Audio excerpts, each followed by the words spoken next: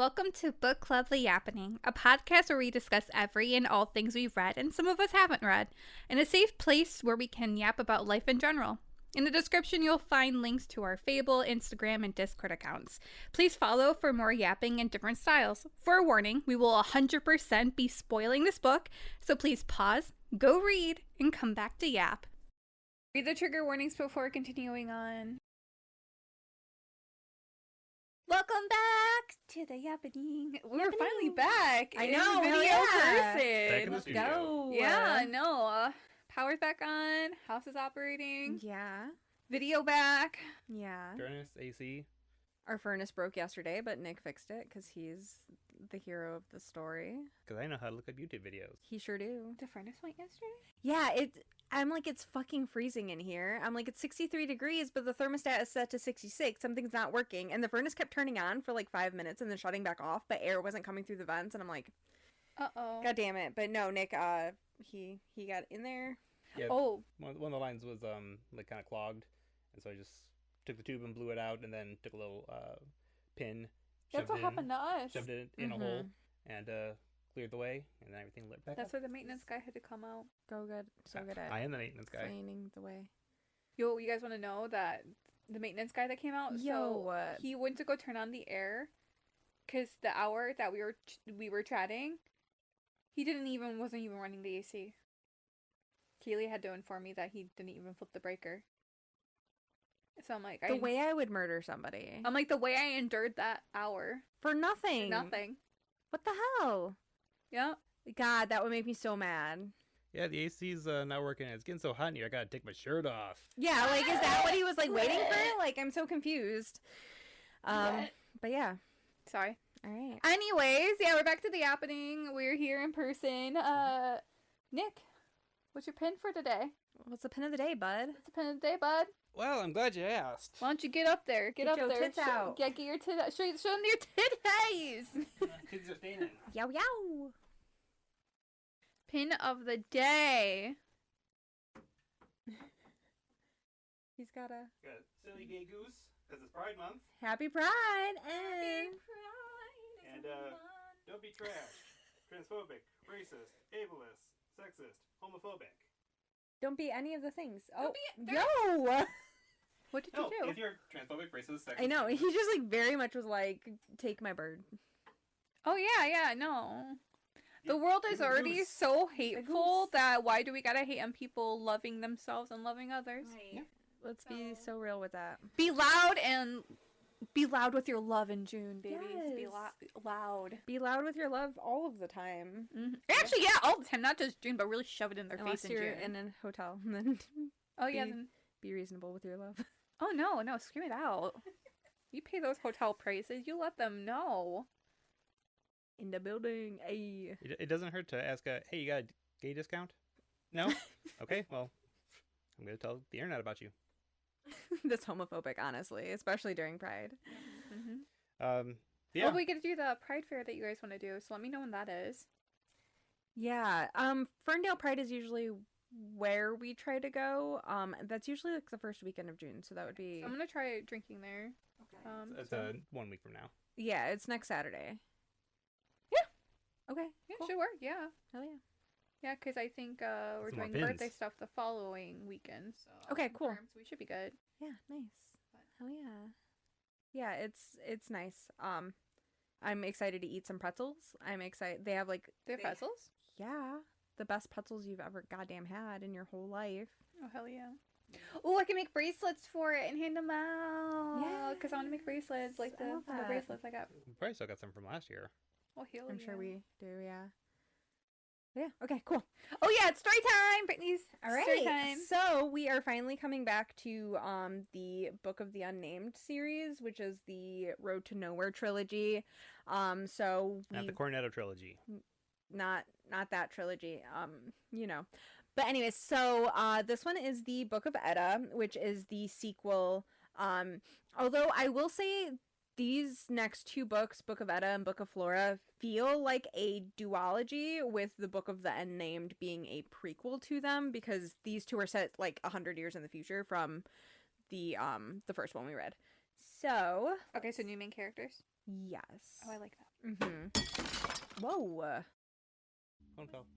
Not the phone. R.I.P. Okay, so we are starting with the Book of Etta by Meg Elison. This is, as mentioned, the sequel to the Book of the Unnamed, which we know was incredibly violent, especially regarding women. So, of course, I will obviously skip over as much detail as I can without fully detracting from the plot of the book itself. But there's definitely some dark shit, so please, please, please check trigger warnings. Basically, if I'm hosting an episode, check trigger warnings always, and especially for my episodes, because I'm the most dark-sided of us all. But yeah, okay, so let's see. Our main character also has a bit of an identity evolution throughout the book, with the majority of the book being more or less like gender fluid type of moment. This identity does eventually evolve as they kind of get to fully understand their identity, but I'll refer to the name and pronouns being used at that time in the book. So I will change between Etta, she, her, and Eddie, he, him. Before we jump into it, I have to say that one of the things that I really did enjoy about this book is it kind of gives like Fallout vibes, in that there's like these little pockets of like societies that are so vastly different from each other. And then there's also for the most part, the old world names of places have more or less been forgotten or like misremembered. So like New York is New Yak, like Niya. Like it's like mispronunciations basically of like city names, which is like kind of fun trying to guess where specifically they're talking about with some because, of these. like you said before, like when the signs are left over from it. So Yeah, like, some of them, yeah, for so sure. they're scratched up and stuff. Mhm. So I love. Like Novak was based off of No Vacancy. Yeah, it's very similar to that. We get less of it in this book, a lot more of it in the next one. But I just generally prefer the next one a lot more, but it's because I love Flora so much compared to Etta / Eddie. Or even in Fallout Equestria, the company Starbucked Yes. became Arbu. Yes. Yeah, go listen to Fallout Equestria for more post-apocalyptia. Although I would say that Arbu is probably closer to Caribou, right? No, because no, you're right. I am Aribu. Or Aribo. I am understanding what you're saying, like just the. Okay, cool. No, that's a clever idea all around. Yeah, for sure. And I like it. And also just considering how huge the US is, it does make sense that like different sections would be so vastly different, right? Because even now, I mean, you go from like one state to another and the cultures can sometimes vary fucking wildly, you know, especially between like the Midwest and down south, and then like out west, like California, the Pacific Northwest. And so many places are not even like originally English or American words. So what was the one that came to mind? Ypsilanti. Someone 100 years from now, like there's no civilization for like 100 years, someone sees that and they know the English language and they're trying to like pronounce it. Or right. if something was missing from it, it could be just, oh, here's a Wipesy. I don't like that. Or Elanti. Yeah, especially in Michigan, and I'm sure every state is like this to some extent, but I know Michigan, there's a lot of like Germanic and French. Like Detroit is meant to be a French word that is just mispronounced from how it was originally named. New Orleans becomes Oral. Oral, O-R-L, not oral. Sure. Oral. Yeah, love that. Okay, anyways, let's see. You want to start beatbox? Please beatbox. Yeah, I found Oh God, no! I found out that the little Spanish flea is definitely copywritten, so I'm going to need to cut and paste my beatbox. You know what? It's great because you beatbox all the time, so you have plenty of clips to choose from for that. It was my stem before I knew like what a stem was. Just. Yes, thank you. I'll make sure that I scroll away from where I am so you can have a nice little beatbox break. Okay, so let's see. Okay, just kind of moving on here. Picture it, post-apocalyptic US, approximately 2134. We open with Eddie telling us that all roads lead to SDL. He hates this. Growing up, Eddie would ask his mother why SDL wasn't the state capital of the old world. SDL had been a huge city with tall buildings and a very giant metal arch. Mother Ina would simply tell him that she didn't know how it worked, or it didn't necessarily work that way, but she didn't really understand how like capitals were like formed, and basically like I can't explain it to you, but it also is a moot point. It doesn't matter. That was like over 100 years ago, basically. Who cares about history? We're not doomed to repeat it. Right, exactly.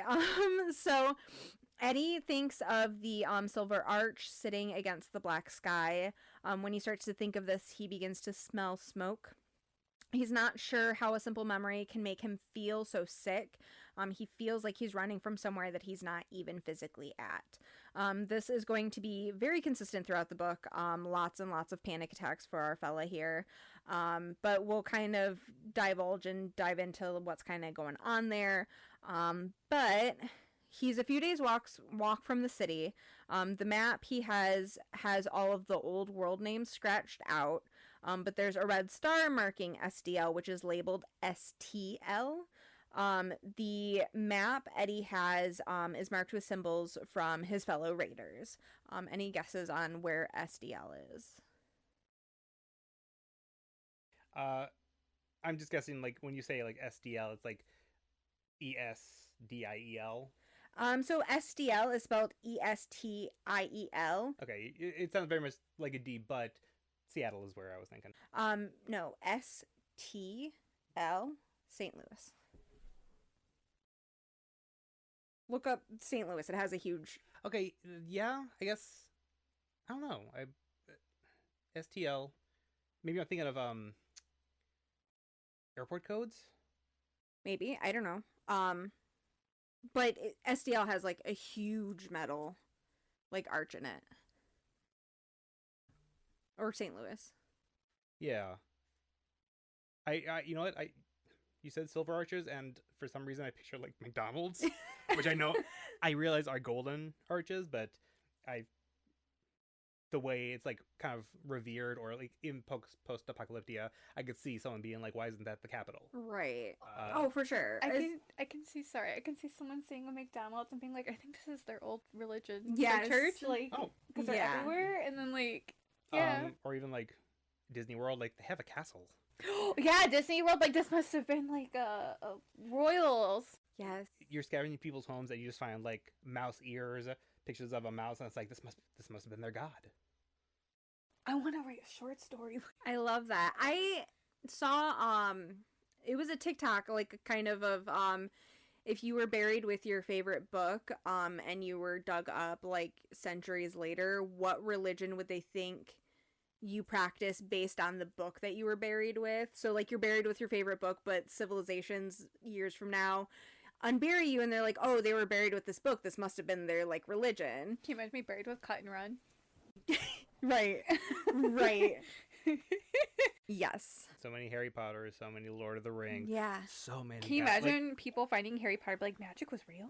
Like, people used to be able to produce magic out of their flames. Maybe not now, but at a time, like, the world ended, and so many people are buried with Twilight. There were vampires. People used to drink blood. Yeah. Our Lord in Heaven, Edward. Edward be thy name. Edward be thy name. Edward Shining Collins. Yes. The man who twinkles. May you shimmer. Shimmer. Yes. Shimmers upon thee. Twinkle on. Twinkle on. Twinkle on. Twinkle out, Starboy. All right. So anyways, there are markings on the map. They are, the different symbols identify different things, like how herds move through areas in different seasons, where there are dangerous collapsing buildings, towns that aren't open to people of color, towns that trade in slavery. Growing up, Eddie was always very fascinated by maps. The different symbols and markings confirmed to Eddie that the world beyond nowhere was very different and full of different people. He couldn't wait to grow up to eventually become a raider. This is more so of like a scavenger type role rather than like how we would picture raiders as like fans of Fallout. I'm glad you you detailed that, because I was like, damn, who just wants to go fuck up people's days? Yeah, no, so raiding is not inherently bad. Basically, like, you're raiding old world buildings to find different things. So it's definitely more scavengy. Yes. And then let's see, the way all lines met in SDL made it feel like it was an angry mouth. Eddie is about 40 miles south of SDL when he is approached by an elderly couple. They would like to sell him what they claim to be the last little girl on Earth. Eddie entertains this. He offers the couple 2 vials of what he calls a painkiller, and he offers them 2 throwing knives for the girl. The elderly man asks to try the painkiller first, concerned that Eddie's lying and that it's perhaps water or something. Eddie allows this. However, after a few drops hit the man's mouth, he drops dead. The woman very quickly makes a break for it. Eddie lets her run because he knows that an old woman with nothing but a knife isn't going to last very long in this world anyways. He didn't lie. His pain's gone. Right. And so we will come to find out that it's opium, basically, is what he has, because one of Nowhere's like biggest trade items is like medication, whether that's like for mosquito bites, toothaches, or all the way up to opium, so that you can set a bone and things like that without, heavy stuff that's Yes. natural. Yes. Yeah, charge double for it and call it hopium. Right, exactly. Well, they call it some. I'm not sure why. SOM. I'm not sure why, but it will later be identified as opium, and we know that it's made from poppies, so that's more or less what we can deduce there. Anyways, so Eddie. I'll look that up when I pick up my phone. Huh? I'm gonna look that up when I pick up my phone because I'm curious. That's fine. Eddie doesn't try to speak or touch this little girl. Instead, he sits down and he opens his canteen. He places it near the girl. He moves back from the canteen, and the girl quickly grabs it up and chugs the water. Eddie smiles at her before returning to plucking and cooking the birds that he had hunted. The smell of the cooked birds slowly draws the little girl closer to him. He tells the girl that his name is Eddie. He tells her that he would like to know her name, but that he's happy to share his food even if she doesn't want to talk to him. She tells him that her name is Chloe. She reaches over and she grabs up a piece of the meat and quickly devours it. Eddie's glad that he found Chloe because she's the perfect excuse for him to avoid going to SDL right now, as he is going to bring her back to his village, basically. So he tells the people of Nowhere that he goes to SDL to raid the city every single summer. The truth is, though, he hasn't been there since he was like 16, 17, and he was very new to raiding. It was basically his second season out. Raiding was the last time that he was in SDL. So Eddie's first solo raid was at 15. He went into the heart of SDL. He came home with things that were rare and irreplaceable. Very specifically, he found an old world woman's clinic. So he was able to find moon cups to bring back to the women of Nowhere, and other types of products like that, which, considering the fact that they basically just had scraps of fabric that they were using for menstrual products, finding like the moon cups and things like that that would be reusable is like incredibly valuable for them. And then let's see. So, while at the clinic, Eddie notices a medical chair with rusty stirrups, and he thinks to himself that it looks like a torture device. The spring of his 16th year, he heads out, and he returns at the end of... he was ready to return at the end of summer with more treasures that he was going to find, going back into the heart of SDL. However, he returned to Nowhere in the dead of winter with nothing but his gun. He had lost everything. He was malnourished, his head was shaved, and he didn't speak for 3 months after returning. When he finally did speak, he told his people that he had gotten lost, and that's why it took him so long to get back. The following summer, he had left Nowhere, and while he did travel the same roads, he didn't go into SDL, he just raided nearby towns. But he was able to find a lot of items that basically had him labeled as a hero, with a reputation of his people. He also has a reputation of saving girls and women. He very, very heavily idolizes the unnamed, to a point where he kind of is unable to see the forest for the trees, in regards to who the unnamed was and what she actually did. I got a question. So you know how in the unnamed midwife, the like women who got pregnant could possibly die from it or whatever? Is that still presently happening? Okay. Yeah, that's still what's happening. It does seem that if a woman is going to birth a son, she more often survives, even if she does come down with the fever that tends to kill the women. Normally, if they have a boy, they're able to recover from the fever, but only 1 in 4 girls make it, basically, and the mother survives the birth process. Nick? You seem like you had a question, or you were cooking up a question. I'm trying to remember, like, 5th grade science, because I'm sure it's not explained. It's just like, here's an event that happened, and we don't, just we as the society that survived it, we don't know the science behind it. This is not like from a third person or omniscient perspective, but just me thinking that like it could be related to the X chromosome, because like women have 2 X's, they're more likely to die. Men have XY, so like they're a little more likely to survive.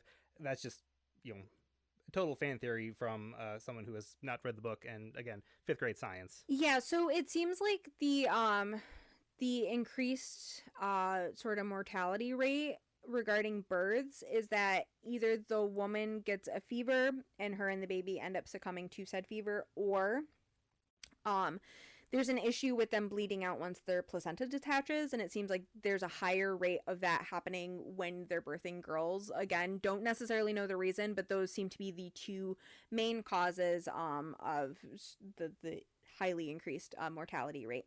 But it also still makes, obviously, women incredibly rare, because not only were many of them killed to begin with, but most births involving a female don't end up making it anyways. So we're still kind of living in the scarcity of the female population. Yeah, if I remember the ending of Unnamed, I don't know, I think I just listened to like the last few minutes for like maybe the outro, because I'm doing like compilations and stuff. Like they had the first successful birth, and then from that point on, it never became like utterly successful, but things became better, manageable. Yeah. But it was to the point where basically nowhere has a rule where you can either be a midwife or you can be a mother, but they can't risk losing their midwives in childbirth themselves. So it's like, if this is the path you choose, then you don't get to be a mother, because we need you, basically. Like, your knowledge and skills are incredibly valuable, type of thing. Which is also going to kind of come into play for Etta, because it seems like there's sort of traditional gifts that you receive once you have your first period, basically.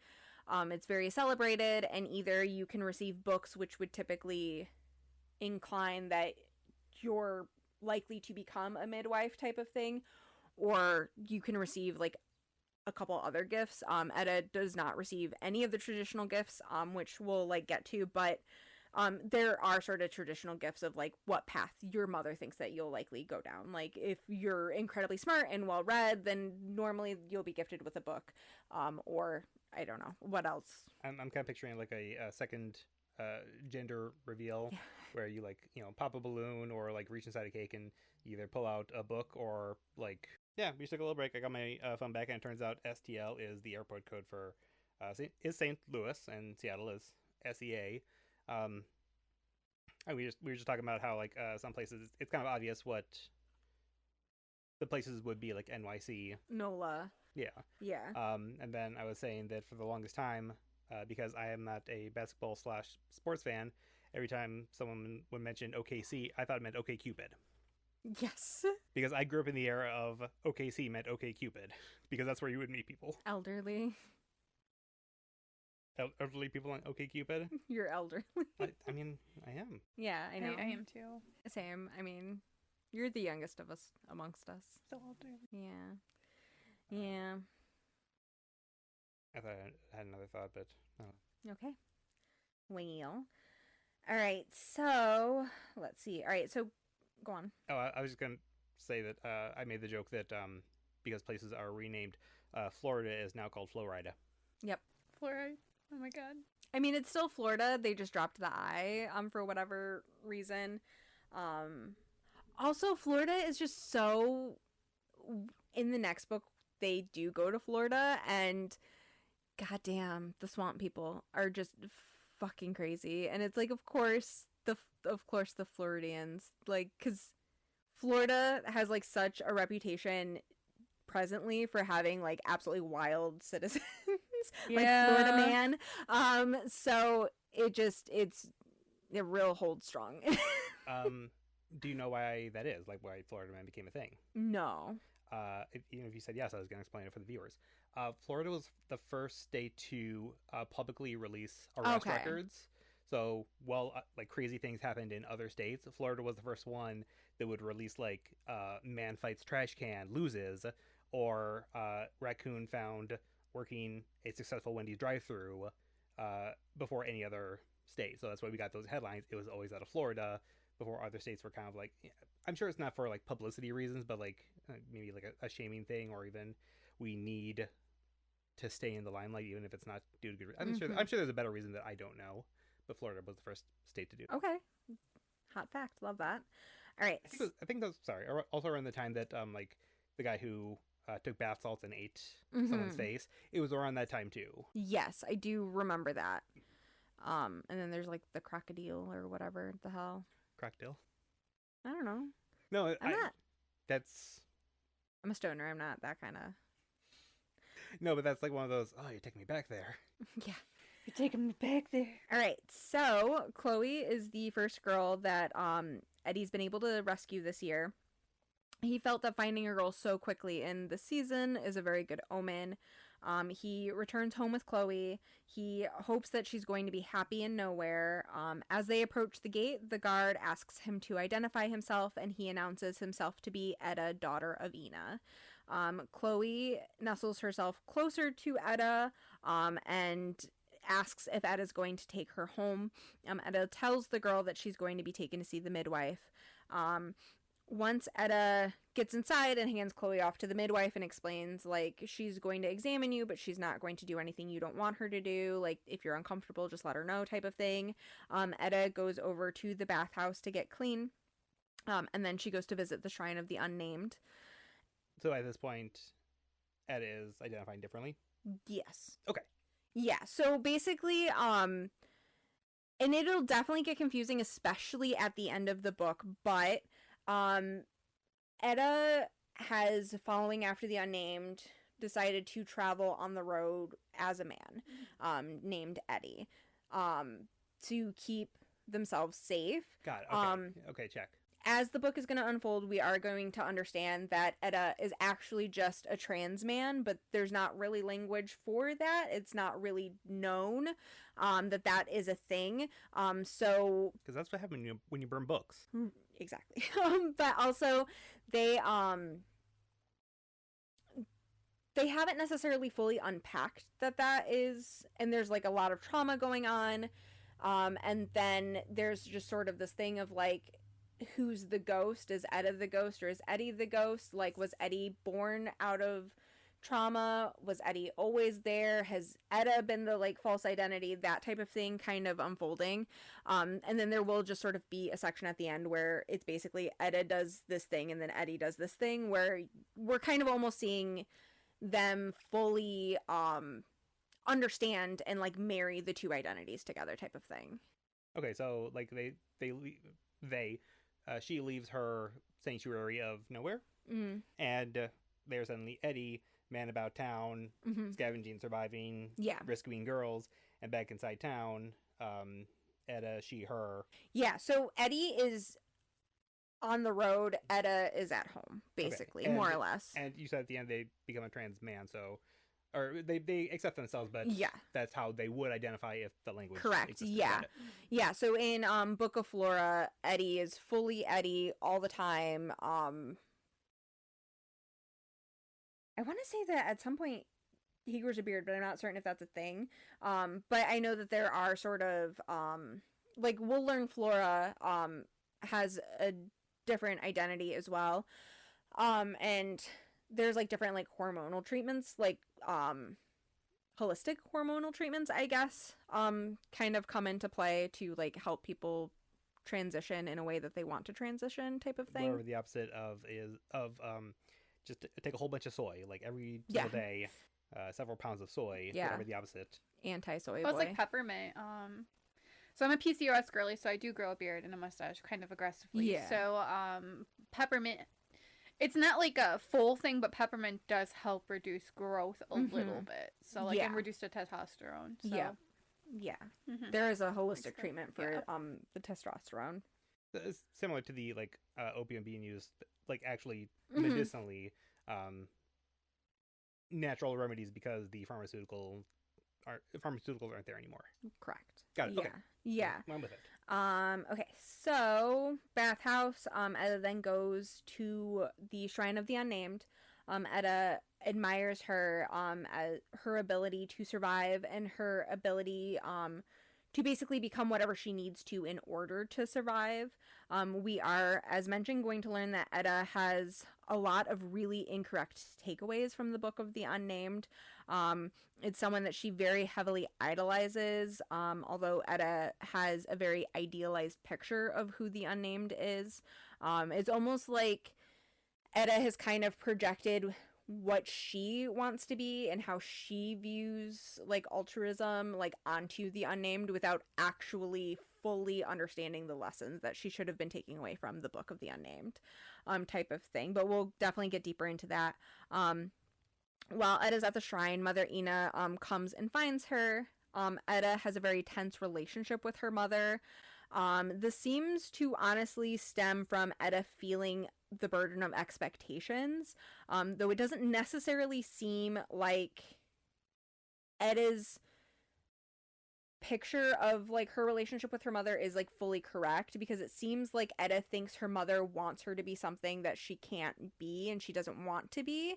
And while it does feel like Ina has sort of a picture of how she wants her daughter's future to go, it, in my opinion, especially rereading this, it feels like Ina knows who her daughter is and she's fine with that. So it's like, would I love you to be a mother? Yes. Do I know that that's not your path? Also, yes. Like that seems to be more so how Ina interacts with Etta, but Etta, it feels like Etta just carries this weight of expectations around with her, and she just heavily has a chip on her shoulder because of it, which I love Etta and Eddie, and like I fully see them, but also goddamn so frustrating. Like, it's just like I want to shake. I'm like, eh.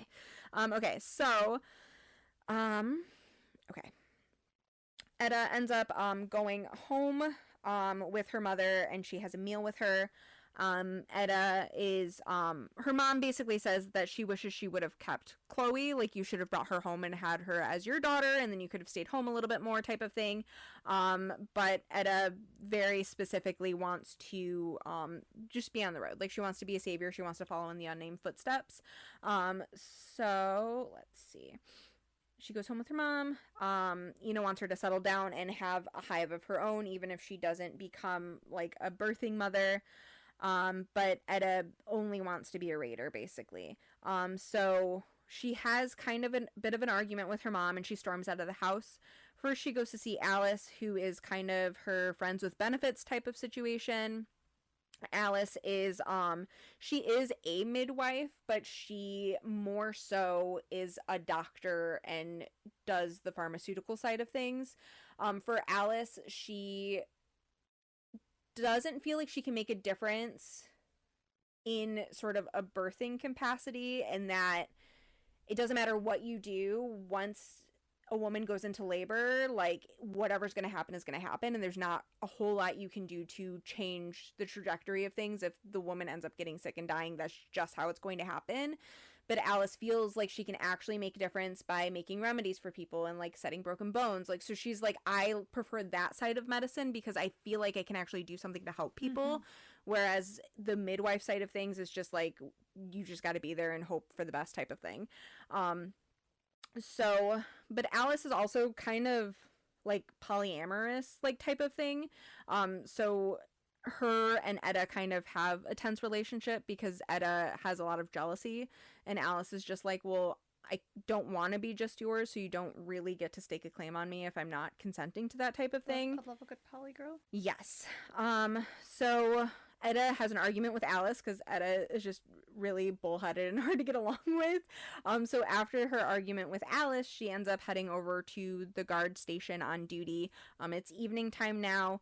She hangs out, she smokes a little weed, and then she asks one of the guards on duty, like, hey, since you're overnight, can I like go sleep in your bed, basically? And he's like, yeah, that's totally fine.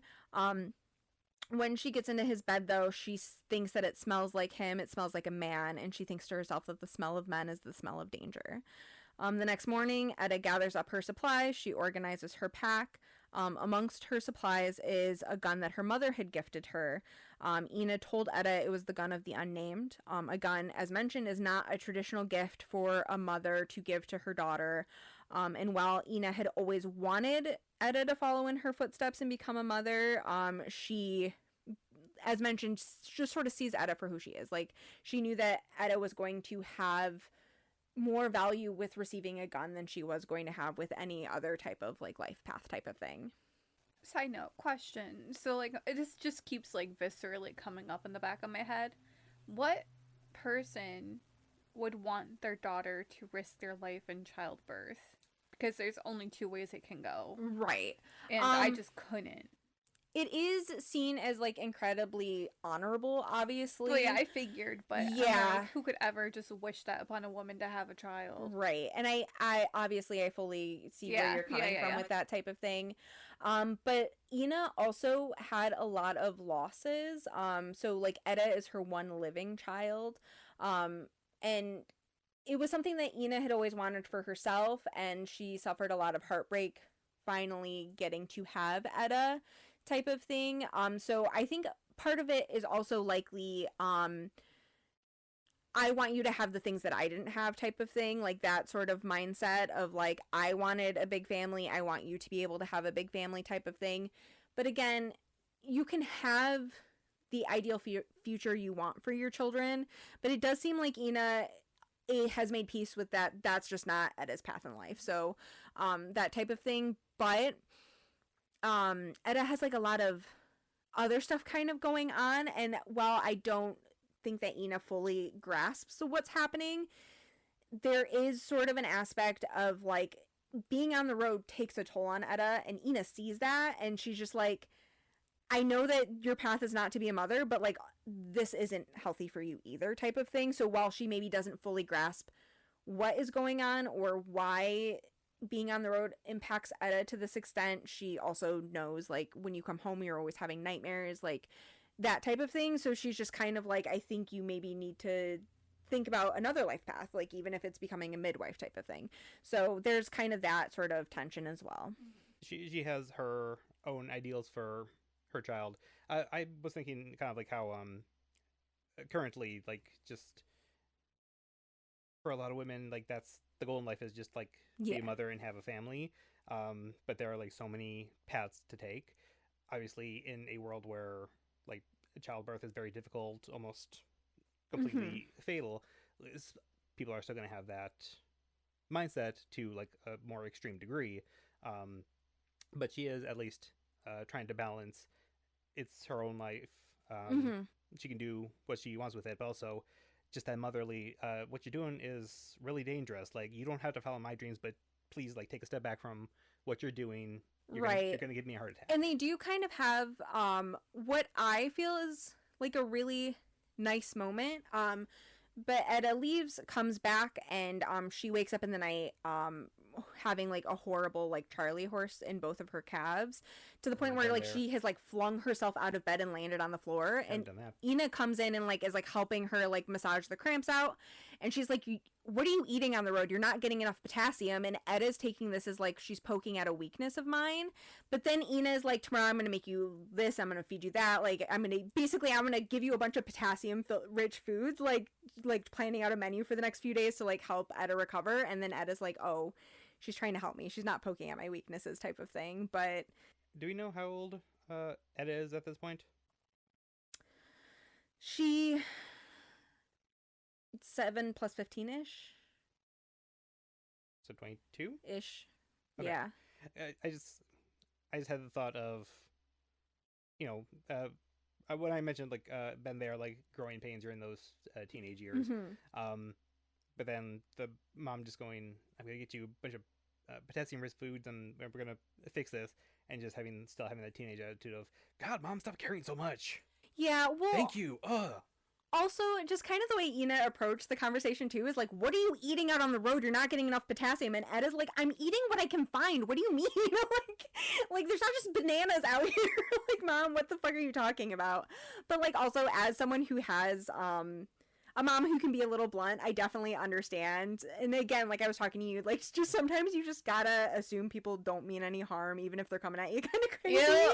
But I mean, I definitely have a little bit of the same where I can be a little harsh when I'm like communicating things to you as well. So like I do get where that's where Etta's coming from with that, and it was nice to kind of see Etta like understand like, oh, she's actually, this is coming from a place of I want to help you, not a place of like I'm criticizing you for not doing things correctly type of thing. Oh, damn it, Mom. Thank you for the banana. I love you. Right, god damn it, Mom. So all right. I want a banana. Okay. Before I love bananas so much, dude. So before leaving, Etta stops by the shrine again. She always stops by the shrine before she leaves for a raid. While she's at the shrine, she's greeted by her mother, the midwife, and Annie. Annie is Chloe's new mother. When Chloe sees Etta, she's incredibly excited, and she very like happily is like, Etta, this is my sister Beth, like I'm so excited. Yeah, so my heart. I know. So and Annie basically gives Etta a really big hug, and she like says thank you for bringing my daughter home type of thing, because Annie has had a child but she has not been able to have another child, so she is very thankful that she's able to expand her family in this way. It was either bring them to you or take them back to Clan Kardashian. Right, exactly. So Etta, when she's hugging Annie, she thinks to herself that the smell of women is the smell of home. So Eddie is out. He's heading towards the old capital, Jefferson City. On his travels, he hears music, and it's not something that he's heard before. It's not old world music, which is incredibly rare to hear. Obviously, I was gonna make a reference. What? You can still make a reference. What's that off in the distance? Can you blow my whistle, baby, let me know. Good times. One of those oldies. Right. But anyway, so we go. Electricity generally is incredibly scarce. Like some places have it, but for the most part nobody has it. So if you're going to hear old world music, it's likely on a device that has been like absolutely on its last leg, and you are only going to hear a little bit of it. Man. Yeah, exactly. So it's super rare to hear music in general. But as Eddie's hearing this music, he thinks that the music's a good sign, right? Because people who are starving don't have time to make music. And he wonders if slavers make music, but then he decides in his experience, people tend not to be too many different things at once type of thing. So he openly approaches the town. As he's venturing into said town, he's trying to figure out the source of the music, but he begins seeing small homes, all of which have like gardens and window boxes. And he's like, okay, cool. This is another good sign, right? Because starving people and bad people don't tend to like cultivate beauty, right? So, okay, cool. This is good. They have well-made curtains. So like clearly there's people here working, there's tradesmen. So from one of the houses as he's walking through, he sees a woman and a little girl exit. He sees the woman and child are both incredibly clean, and they're very well dressed. They clearly have really good fabric makers here, because between the curtains and the clothing, they're also like wearing matching dresses, which is like super cute. They look well fed. And as they like exited the house, Eddie can tell that they're not like fearful, like they're not like scanning their surroundings, like clearly they feel safe in their home. So he's like, okay, this is a good sign. It's giving Governor from. See, I was thinking like culty vibes, just because they're wearing the same thing. Yeah. But I'm sure like the dressmakers are kind of like limited in what they can make. So it's like, I can make the same thing with different colors, but in different sizes, but yeah, it's... I only know the pattern of a skirt. Right. So Eddie holds his hands up and calls out to them before like getting too close to them. He says, "I'm a traveler, I mean no harm." The woman very quickly picks the child up and is like looking at him like, the fuck. She does come nearer to him though, and he can see that her skin and teeth are very clean. So he introduces himself, thinking that this town must be doing pretty well. He says, "I'm Eddie, son of Ina." He tells them that he's from a town south of here. He is traveling looking for trade, and he wants to see if they do any trade there. This woman is starting to relax a little bit. She's a little less tense since he's not, outright being creepy and weird. So she introduces herself as Deborah and her daughter as Miles. She tells him that he's on the wrong side of town for trading. And he tells her that he's happy to just go speak with the men, basically. Like, "I'm happy to not waste any of your time if you can just point me in the direction. I'm happy to go in and start trading." So she's like, "Cool, I'll take you over to the town center." But basically they have, like, the side of town where people are meant to enter through, and just by happenstance, Eddie has, like, wandered into the back of the town, so where it's, like, not guarded. So that was another reason she was like, "What the fuck? Like, you're not supposed to be here. The gate's over there." Sorry, I slipped in the back door. Right. Hate when that happens. Honest, though, because that means there's a weakness in the... Well, yeah. Yeah. All right, so as they are walking, Deborah asks what he brought to trade. He says he has books and goods from before times, basically. He explains that he's a raider, so he's really able to get just about anything. If they are happy to trade, he's happy to basically take orders and, like, see what he can find. And she asks if there's anything specifically he's looking for, and he says that he mostly looks for metals, information, and herbs and veggies that he doesn't grow back at home. And also says, "We're also really happy to take any tradesmen if they're ever willing to, like, looking to relocate. Like, we're definitely happy to have extra tradesmen." She asks if he's looking for women, and he tells her he only wants women who want to come with him or ones that are in need of rescue. And he's like, "And I can tell, like, you guys are not in need of rescue, so, like, no, I'm not here to, like, steal women. Like, I'm not interested in that." She tells them that their main trade is cloth, that they spin and weave, and so he asks if he can touch the sleeve of her dress to just sort of feel the fabric. And she smiles at him and tells him, "Well, clearly you were raised right," and then lets him touch the fabric. He's like, "You clearly have really good weavers. That's something we struggle with. Would it be okay if I, like, spoke to your, like, tradespeople who do the weaving and just kind of get any tips or tricks or, like, set up a trade type of thing?" And so, let's see. They approach the town square. Eddie is taken aback because the town square is full of women. He is introduced to an elderly woman, Thea. She tells him that she can see he has some questions and that she isn't sure that she can necessarily answer all of them. And she asks if he's from SDL, and when he says no, she takes him into, like, a building so that they can have, he can talk with, like, the council people there. Eddie is brought into a room with men and women. More or less, they're discussing city planning while he enters the room. Things that Eddie is taking a note of is that there are lots of women and a fair amount of healthy children in the town. And that the town has people of diverse color. So he's, like, starting to feel more comfortable. And this is something that he's really good at doing, is just, like, generally observing the way people are interacting with each other and the way they interact with him to, like, determine if he is in a safe spot or if he's somewhere where he needs to be guarded, right? So, like, he notices how Deborah and Miles left the house. They didn't seem fearful. They didn't seem frightened. He notices, like, okay, cool, there's music coming from this town.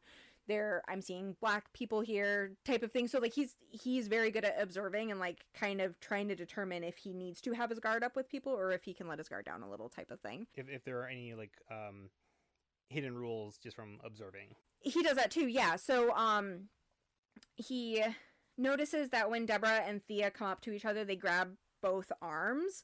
But then when Thea goes to reach out to him, she just grabs one of his arms. And so he thinks to himself, like, okay, is that because I'm a stranger? Is that because I'm a man? Is 2 arms for 2 women, or is it just that they knew each other, type of thing? So he also tries to, like, figure out social niceties and, like, determine kind of what's going on there, because, again, everywhere's so different, right? Cultures have completely shifted between... Yes. small communities. Yeah, and like nowhere the important part is like who your mother is, so that's why everybody is like name, son or daughter of name, being the mother's name. I do love that. Yeah, and then he finds another town later on where they ask who his father was. They're like, okay, Eddie who? Like, what's your last name? Who's your dad? And he's like, well, I don't know who my dad is. And they were like, oh, that's crazy. And it's like, it's because his mom out here, you know, like because of the hive situation, like you don't know who your dad is, but everybody in the hive is your dad type of thing, you know? So like, obviously you have one biological dad, but it's like a reverse harem situation. So you don't know who biologically is your father, but your mom has a household and all of the men in the household would be considered your dad. You mentioned hive once before, and I think also in the original. Just a refresher on hive. Yeah, so it's a reverse harem situation, basically. One woman with many husbands type of thing. But generally speaking, the husbands are very submissive to the wives. Like the husbands are there to take care of the children. They're there to take care of the house. They're there to bring like money and goods into the house. And she is there to lead the men, and she is there to be a mother type of thing. So like you come and work for me hives. and I take care of you type of thing, and like you handle my household business and stuff. Like there's one point where like Etta ends up throwing up somewhere, and she goes and just sees one of the husbands, and she's like, there's a mess in there. And then he just okay, and he just goes and cleans it up type of thing. So Love that. yeah. Okay, so let's see. They're talking all right, Eddie's relieved to know that, like, okay, there's people of color here, so I don't need to be on guard about that. And then, let's see. Thea tells Eddie that they would like to ask some questions about where he's from. They understand that he doesn't want to give specifics about where they're located, but they still have questions all the same. Like, I know you're maybe not going to want to answer some stuff. I'm not trying to be invasive, but, like, whatever you can kind of, whatever information we're comfortable sharing with each other is good. So they invite Eddie to sit. They offer him some water. They ask how much education children receive where he's from. He explains that they attend school until they're able to read, write, and defend themselves. And then from there, the children are able to essentially pick a trade. So like men who really take to reading and writing tend to become scribes. And then women who take to reading and that tend to start training to become midwives or doctors, that sort of thing. And then Eddie explains that at 15 he became a raider, and he began training in the woods. They ask some more details about what raiders do, asking how, and then they also ask how Eddie's home governs. Eddie's answering the questions. He mentions the hive situation because he mentions like, oh, we're run by a council of women who have male representatives that keep the peace. And they're like, do you have a hard time keeping the peace? And he's like, well, no, just if troublemakers come to town, or sometimes there's fights among hives. Not like just men in a hive fighting, not like fucking turf battle between two hives. And they're like right, they're like hive, excuse me. And so he gently explains that most places he's been to don't have a very large population of women, so that's kind of how they cope with that, is having one woman and multiple men that basically care for her household and stuff like that. After a pause, Thea tells Eddie that she understands, but they have plenty of women here. And Eddie says, yep, I can definitely see that. And then he very gently asks how they have so many women there. He doesn't want to scare them because he knows that that is a weird, intrusive question to be asking, especially considering that women are such a commodity in this. It's difficult to ask about children and women without people thinking that you're asking because you want to take from them type of thing. So he's just like really just trying to figure out what the hell's happening. They basically say, like, we know you have your secrets that you don't want to share, and we don't necessarily want to share that about us. And he's like, cool, got it, understand. It's just unusual. I didn't mean any harm by asking. And then, let's see. Eddie then kind of changes the conversation, letting them know that he's passing through, intending to move on to SDL. He explains that he hasn't been there in quite some time, but he's searching for something. He asks if they're able to tell him anything about SDL, considering how close that they live to the city. They very quickly tell him not to go there. One of the younger men pipes up telling Eddie that he came from SDL, and when he left, he had nothing and was basically almost dead. He was found and brought to Jeff City, which is the name of where they are. He meant to get much further away, but he didn't really have anything. And so this is just kind of where he landed. But he tells Eddie there's nothing good there, like, do not go there. He goes on to tell Eddie that he was born there. He never knew his mother, but he knew there had to be women because every year they would have a handful of new baby boys that would come and live with where he lived. He said that he was trained in electrical work, but that the city is fully lawless. He said that he was able to escape. He doesn't elaborate a ton. He does explain that he was held there with other boys, all smaller, more feminine boys. He tells Eddie that it isn't a place that you leave, it's somewhere that you have to escape. Eddie nods and says, I understand what you're alluding to. In other words, women and girls are not the only targets of assault in SDL. Women and girls are meant to breed, and for other purposes, younger boys are used for that.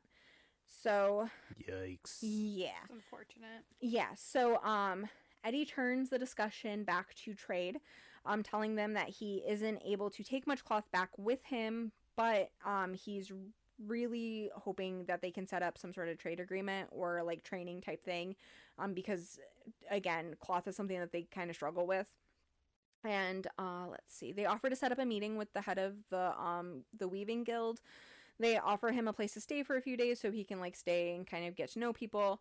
And he accepts and basically says that he's very happy to do whatever they need him to earn like his stay, basically, for like my room and board and food. Like, I'm definitely happy to earn that from you. And they're like, well, you've already earned it, basically, just by like sharing this information with us. Like, we're good, we don't have an issue with that. So he is taken to see the weavers. He very quickly notices one woman who is working with yarn that looks very different from the rest of the yarn. He asks who, like, what she's working with. He's told that she's Flora and that she's a silk weaver. It's explained to him that silk is incredibly hard to make, and they only have one tree of silkworm, so it's also difficult for them to have the like stuff that they need to make it. Is this the Flora for the third book? Yeah. Did they get together? You'll have to see. My Flora, how many legs you have? 8? Wow. My Sounds Flora, like what my a big kind of behind you woman. have. Yes. Sounds like my kind of Wow, woman. Flora, how many eyes you have? I can't even count that high. I'm frightened. Yes, she is a spider. No. So, let's see. He's told she's Flora. She works with silk. Silk is saved for special occasions. It's really difficult to make. Eddie is taken back to see Thea after kind of touring where the weavers are working, speaking with the head of the guild. She goes and shows him like the worms in the tree that make the silk. And then Thea is basically like, here's your house, and then this home over here, they offered to host you for breakfast. So if you want to head over there in the morning, after dawn, she'll have breakfast for you, type of thing, and like have a good night. And she tells him to sleep tight, and he's like, what the fuck does that mean? Type of thing. He's like, oh, this is weird. So in the morning, he heads over to breakfast. When he knocks on the door, Flora opens. Sweet baby angel Flora, we love her. The first thing that Eddie notices is how striking Flora is close up. She's incredibly tall. She has very bright gray eyes that are lined in thick black liner. Her hair is a very dark red, almost to the point of being purple. And Eddie is immediately smitten with her. He's also just like, I've never seen like makeup. I've also never seen a woman with like beautiful hair like that. That's crazy. So he wishes her good morning. She invites him inside and says that she's made eggs, fresh bread, and she has jarred apples, water, and mint tea if he would like some. He tells her it sounds amazing and that he's honored, and she laughs and says, they warned me that you were super formal. And so over breakfast, he asks if she's always been a silk weaver. She tells him that she started with wool weaving, but because she was so talented at it, the Silk Guild chose her to begin training with them. He tells her that he's really curious about what worm wool feels like. So she brings a swatch of silk and gently runs it over his cheek. He smiles and basically says, "What would it take for you to give me some of that?" And she asks if he's ever seen a working car before, telling him that she'll give him as much silk as he wants if he finds her a working car. So Eddie tries to get to know Flora a little. He is first and foremost making sure that he's establishing a relationship with somebody in the town so that he has a doorway to more trade. He's also just generally curious about Flora because he's never really seen anyone quite like her. So let's see, he asks how old she was when she became a weaver. She tells him that she started shortly after arriving in Jeff City as a child. He is surprised to hear that she wasn't born there, which is going to be another thing with him. He just makes a lot of fucking assumptions about people, which is also super frustrating. Eddie assumes that she's never been outside of the city. He sees her, like, kindness and openness as, like, naivety, so he just assumes that she's only lived within the walls of a city her whole life. And so, let's see. Okay, he asks if she arrived there with family or in part of a group, or if she was found and brought there by raiders. She tells him that she arrived alone. He's curious, assuming that she must have either been sold to the city or escaped captivity if she arrived alone into a city as a child. He gently asks if Jeff City buys girls from slavers when they pass through, and Flora very coyly says that she doesn't know. Eddie's confused and asks if new people or travelers come to town often. She looks uncomfortable before putting on a big smile and offering to take Eddie to someone who would know a little bit more about it. Like, she's being kind of evasive and not really wanting to answer questions. But she's just like, well, I know someone who can definitely answer these questions for you, though, so, like, we can go over and see them after breakfast. Flora takes him over to the infirmary, where he meets the tallest woman he's ever seen. Eddie asks her about newcomers to Jeff City. She tells them that they don't get many, but if someone wants to stay, as long as they're willing to do hard work and they aren't there to cause trouble, they don't have an issue having people join the city. Eddie asks if men are allowed to stay too, before going on to ask if they've ever bought women or girls from slavers. It's confirmed that they have, in fact, and they do and will continue to buy girls from slavers when they are given the opportunity. Eddie is too stunned to speak. He basically asks why they would do that, and they basically more or less say to keep the peace and to save the girl. Like, that's the easiest route to get a girl out of a slaver's hands is to buy her. That's what we're going to do, type of thing. How would he do with Chloe?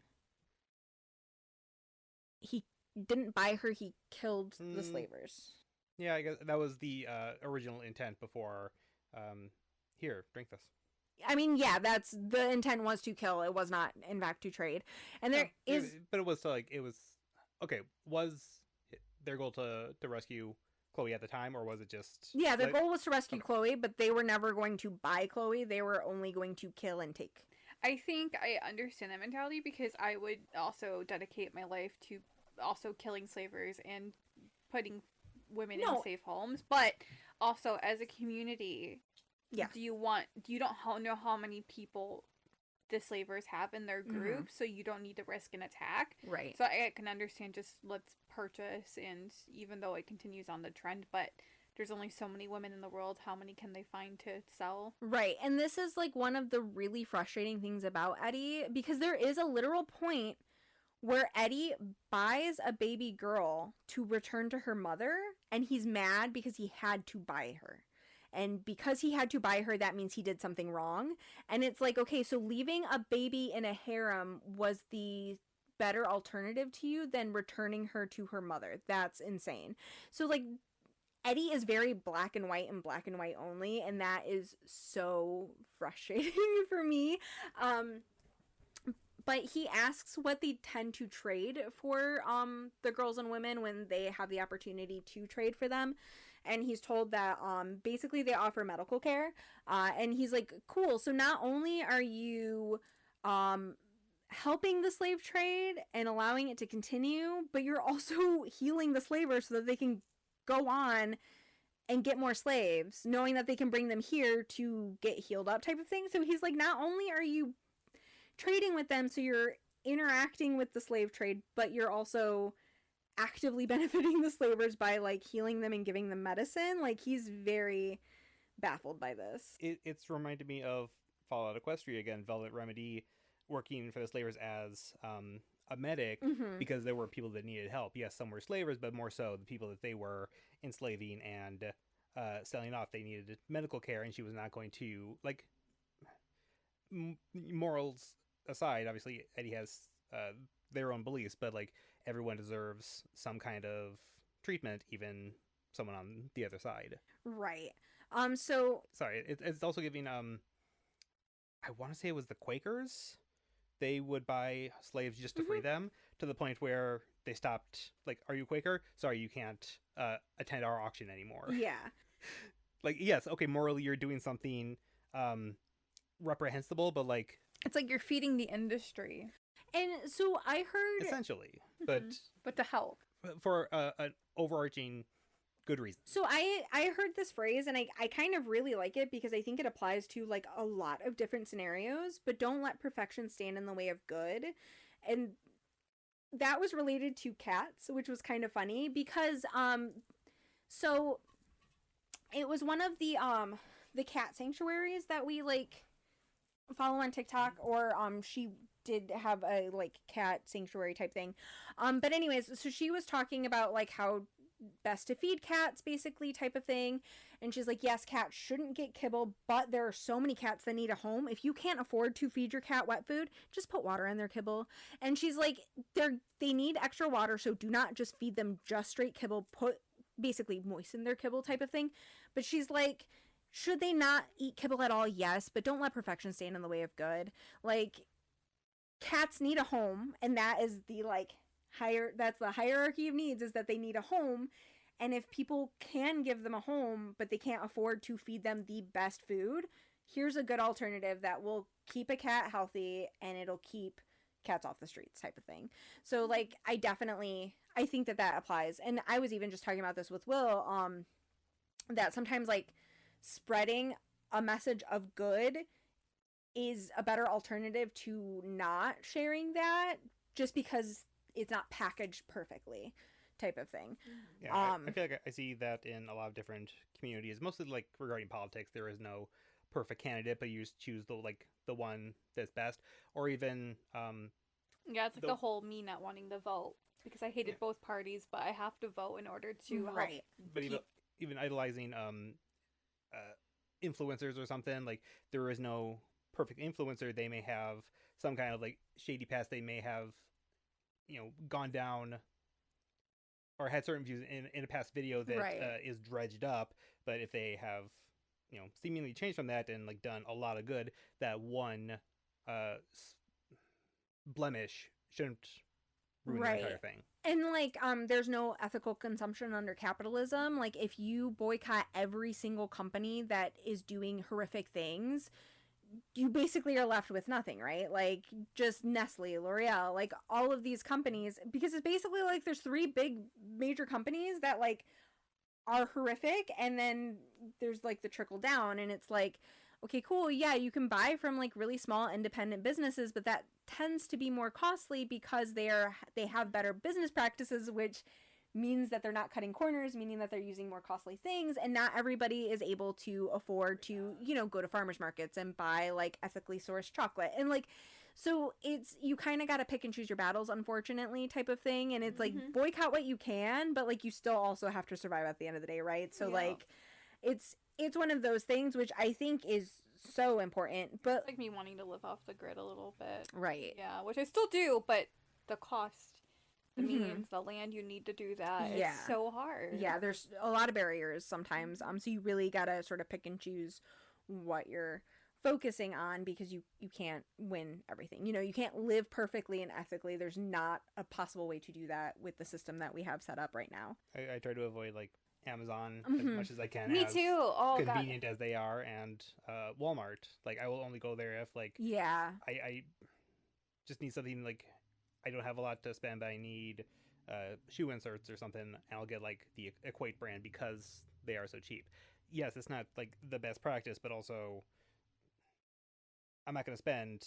You also still have to live, though. Yeah. Right. But that's another thing. My alternative is like the $50 Dr. Scholl's, Mhm. like not prescription ones, but like different. They have the mappy thing you can stand on and tells you like where your Yeah. pressure points are. Oh, I did that, and I tried it, and I was in so much pain after buying it that I had to return them. And you have to go through a whole process for that. That's so upsetting. Yeah. Yeah. So I was like, screw it. Yeah, mine were super comfy, and then the next time I just got like $11 like heavy duty construction soles. Yeah. Okay. Anyways. No, you're good. Okay, so generally, that was a good conversation. I know. I'm like, we're having a lot of really good like yap tangents. Okay. Yeah, good yap tangents. So Jeff City overall stance is that slavers are they're gonna be doing it regardless of whether or not they're interacting with the trade. So at least they're able to save girls and women by doing this. And basically saying that they didn't make the world like this, but they have to live in it, type of thing. So like, yeah, we wouldn't have it set up this way, but we didn't create the situation, and we're just trying to do the best with what we have, basically. Flora very quietly asks Eddie what his people do with slavers, and Eddie laughs and says, well, we kill him and hang him outside the gates with a sign saying why we killed them. And Love that. yeah, and anyone who wants to stay with us gets to stay with us, type of thing. And so the doctor kind of tells Eddie, dead men don't learn. Basically, dead men don't learn, but changed men can change the world. Eddie very quickly laughs and says men don't change, they never will. And the doctor just kind of smiles like she's really amused by this and says, okay, fine, if that's what you think, that's fine. And spoilers, they have so many women because a lot of them are trans women. So that's like kind of why the doctor is the tallest woman Eddie's ever seen, but also she just kind of laughs because she's like, I do kind of like knowing that though, because like, yeah, change men don't learn. I love that actually so much. Yeah. I was kind of wondering, I think it was, well, Flora, who is also very tall, so maybe something about her. Eddie asked like, what happens to all the men, and she's like, I'll take it to someone else who can answer that for you. And there actually, in the second book, there is another city, third book, there is another city where it is all women, and basically once a boy hits puberty, they can either become a woman or they can leave, type of thing. Like, men are not allowed in that city at all, point blank, period. It's very lion-esque. Because, like, well, I mean, the lions, the male doesn't like other males in their pride, so, but... I mean, it's kind of like not male-dominated, but, like, the men are so feared, violent, they have such a reputation, it's like, you can either become one of us or go join them. Like, there's no in-between. Can you imagine how much men fucked up, like, in the beginning of the fallout of, like, the pandemic? Yeah. That, like, women are like, you need to...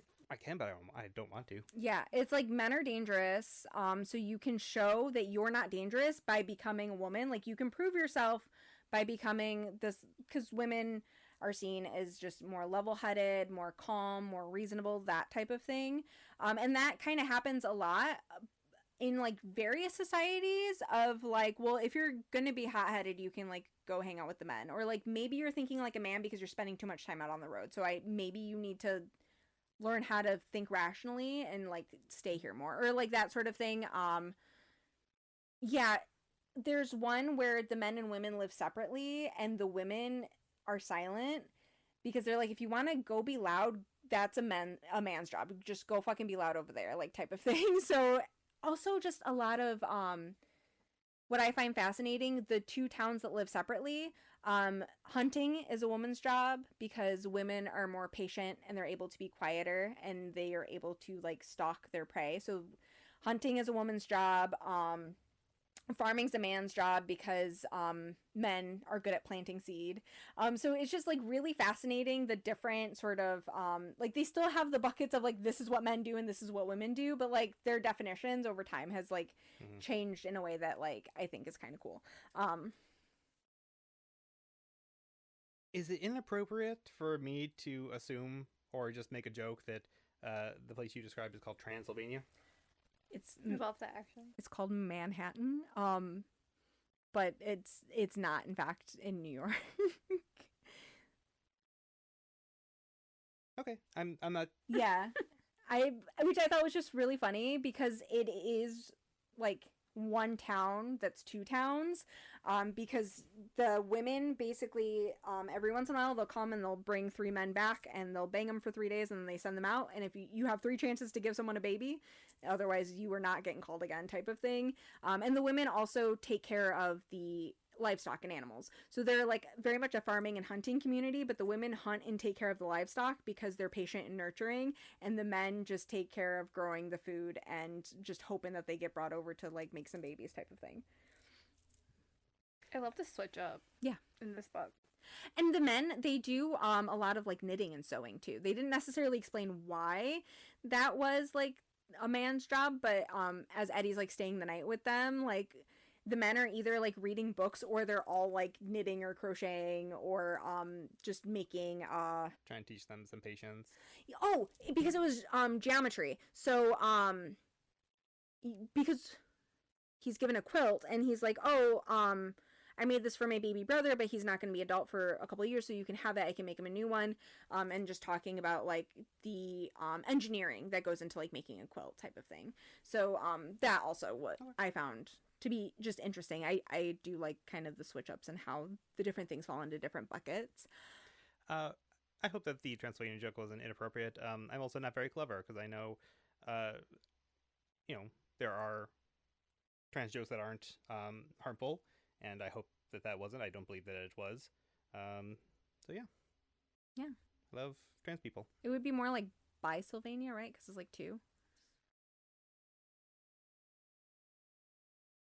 Boys and trans women?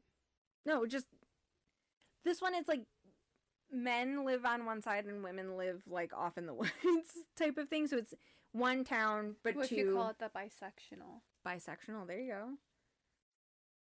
Yeah. Yeah, like I said, I'm not clever. That's okay. We love you anyways because you're pretty. All right, so Also one of the kindest people ever, so I'll fight the comments. Trans rights are human rights. There you go. Yeah, hell yeah, let's go. All right, so let's see.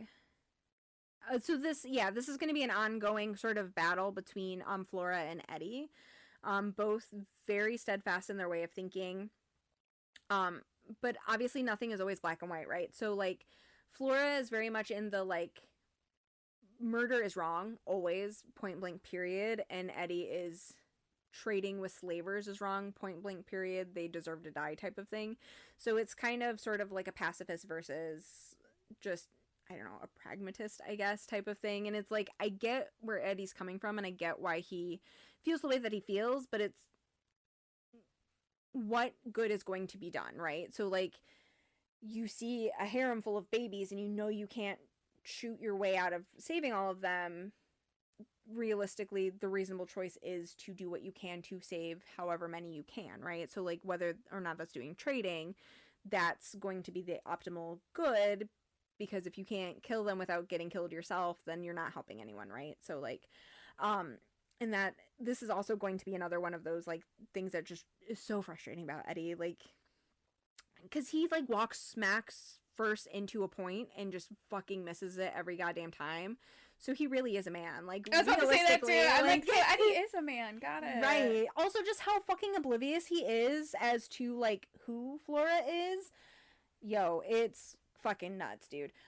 So, anyways, all right. So both are very steadfast in their way of thinking. Nothing is ever black and white, obviously, though. So there isn't always going to be one correct answer. Like sometimes Eddie's right. Sometimes you have to kill them, and sometimes Flora's right. Sometimes it's optimal to keep the peace and do the good that you can do. Assessing the situation in the moment. Correct. So exactly. I do believe in both ways, but I agree. Like neither of them are outright wrong, but they are. I'd say Eddie more so than Flora, because Flora at least seems to be able to adapt once given new information, and Eddie just very much is like, no, this is the right way, and this is the only right way. Yeah. Neither idea by itself, like widespread, is going to like change things, right? Because for the better. There's not one blanket answer for everything, right? So All right, so this is going to be a really, really big issue that's just going to keep coming up. So let's I still see. hope they get together. All right, so, and to Flora's point, it's possible that some people are participating in these systems of oppression because it's just what they know, right? They've never known a world where this stuff wasn't happening. So if I need to do this type of thing to survive, then I have to. It's not something that I would necessarily choose to do if I had other options type of thing, which it feels like also people who know better do better, right? So like if you've never known anything else except this type of system of living, it's reasonable to think that you wouldn't necessarily agree with it, but you don't know that there's other options out there, right? So like just to kind of Flora's point, so let's see. Another aspect of Flora's stance is more or less that people are just trying to survive. So that's going to consistently be a theme for her with Eddie, is her telling Eddie, you don't know what you would do if you were put in a situation where you have to survive. Like you don't know what you would be capable of doing. You could do things that you would never choose to do because you have to. And like one of the things I love about Flora so much is that she has come from such a horrific background, and she is just such like love and light, ray of sunshine. Everybody deserves a chance to change. And it's at all costs. It's like Flora went through something horrific and came out the other side a better, kinder, more understanding person, whereas Eddie went through something horrific, which has just completely hardened him to like everything.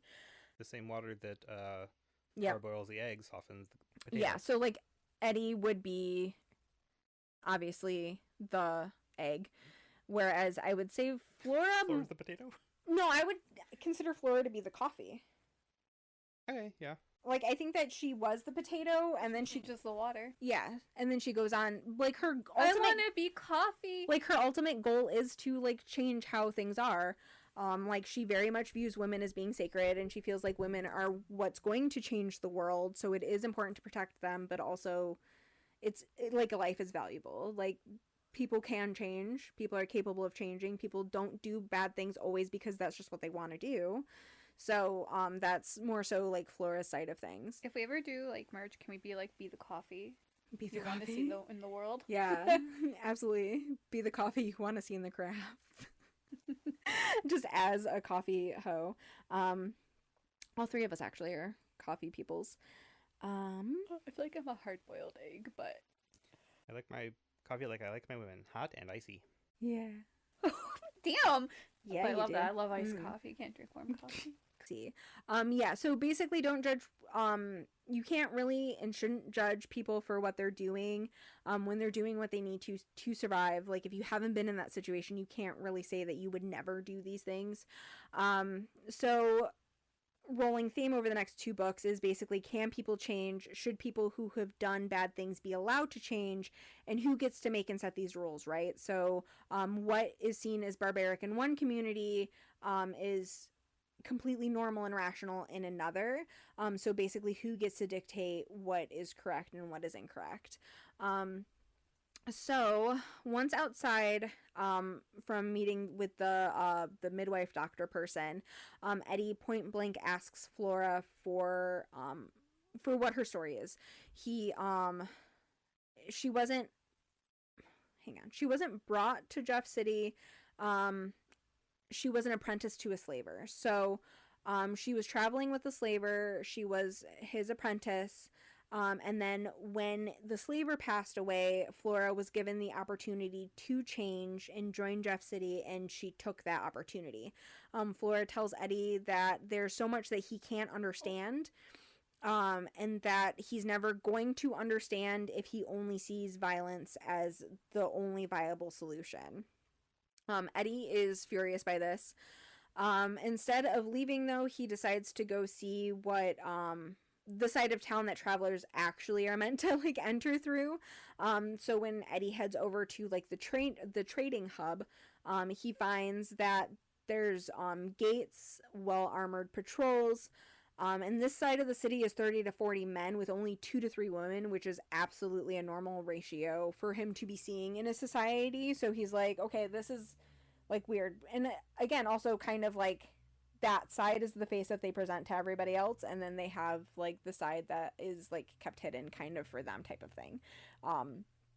So everyone's openly armed in the market area as well. Side note, we learn just like a little blip here, because Our Lady doesn't just stick with the one POV. She be giving us like the tea on other things. Like in the Unnamed, she basically told us what became of every single character even after the Unnamed like left the picture. So here we learn that SDL is led by the Lion.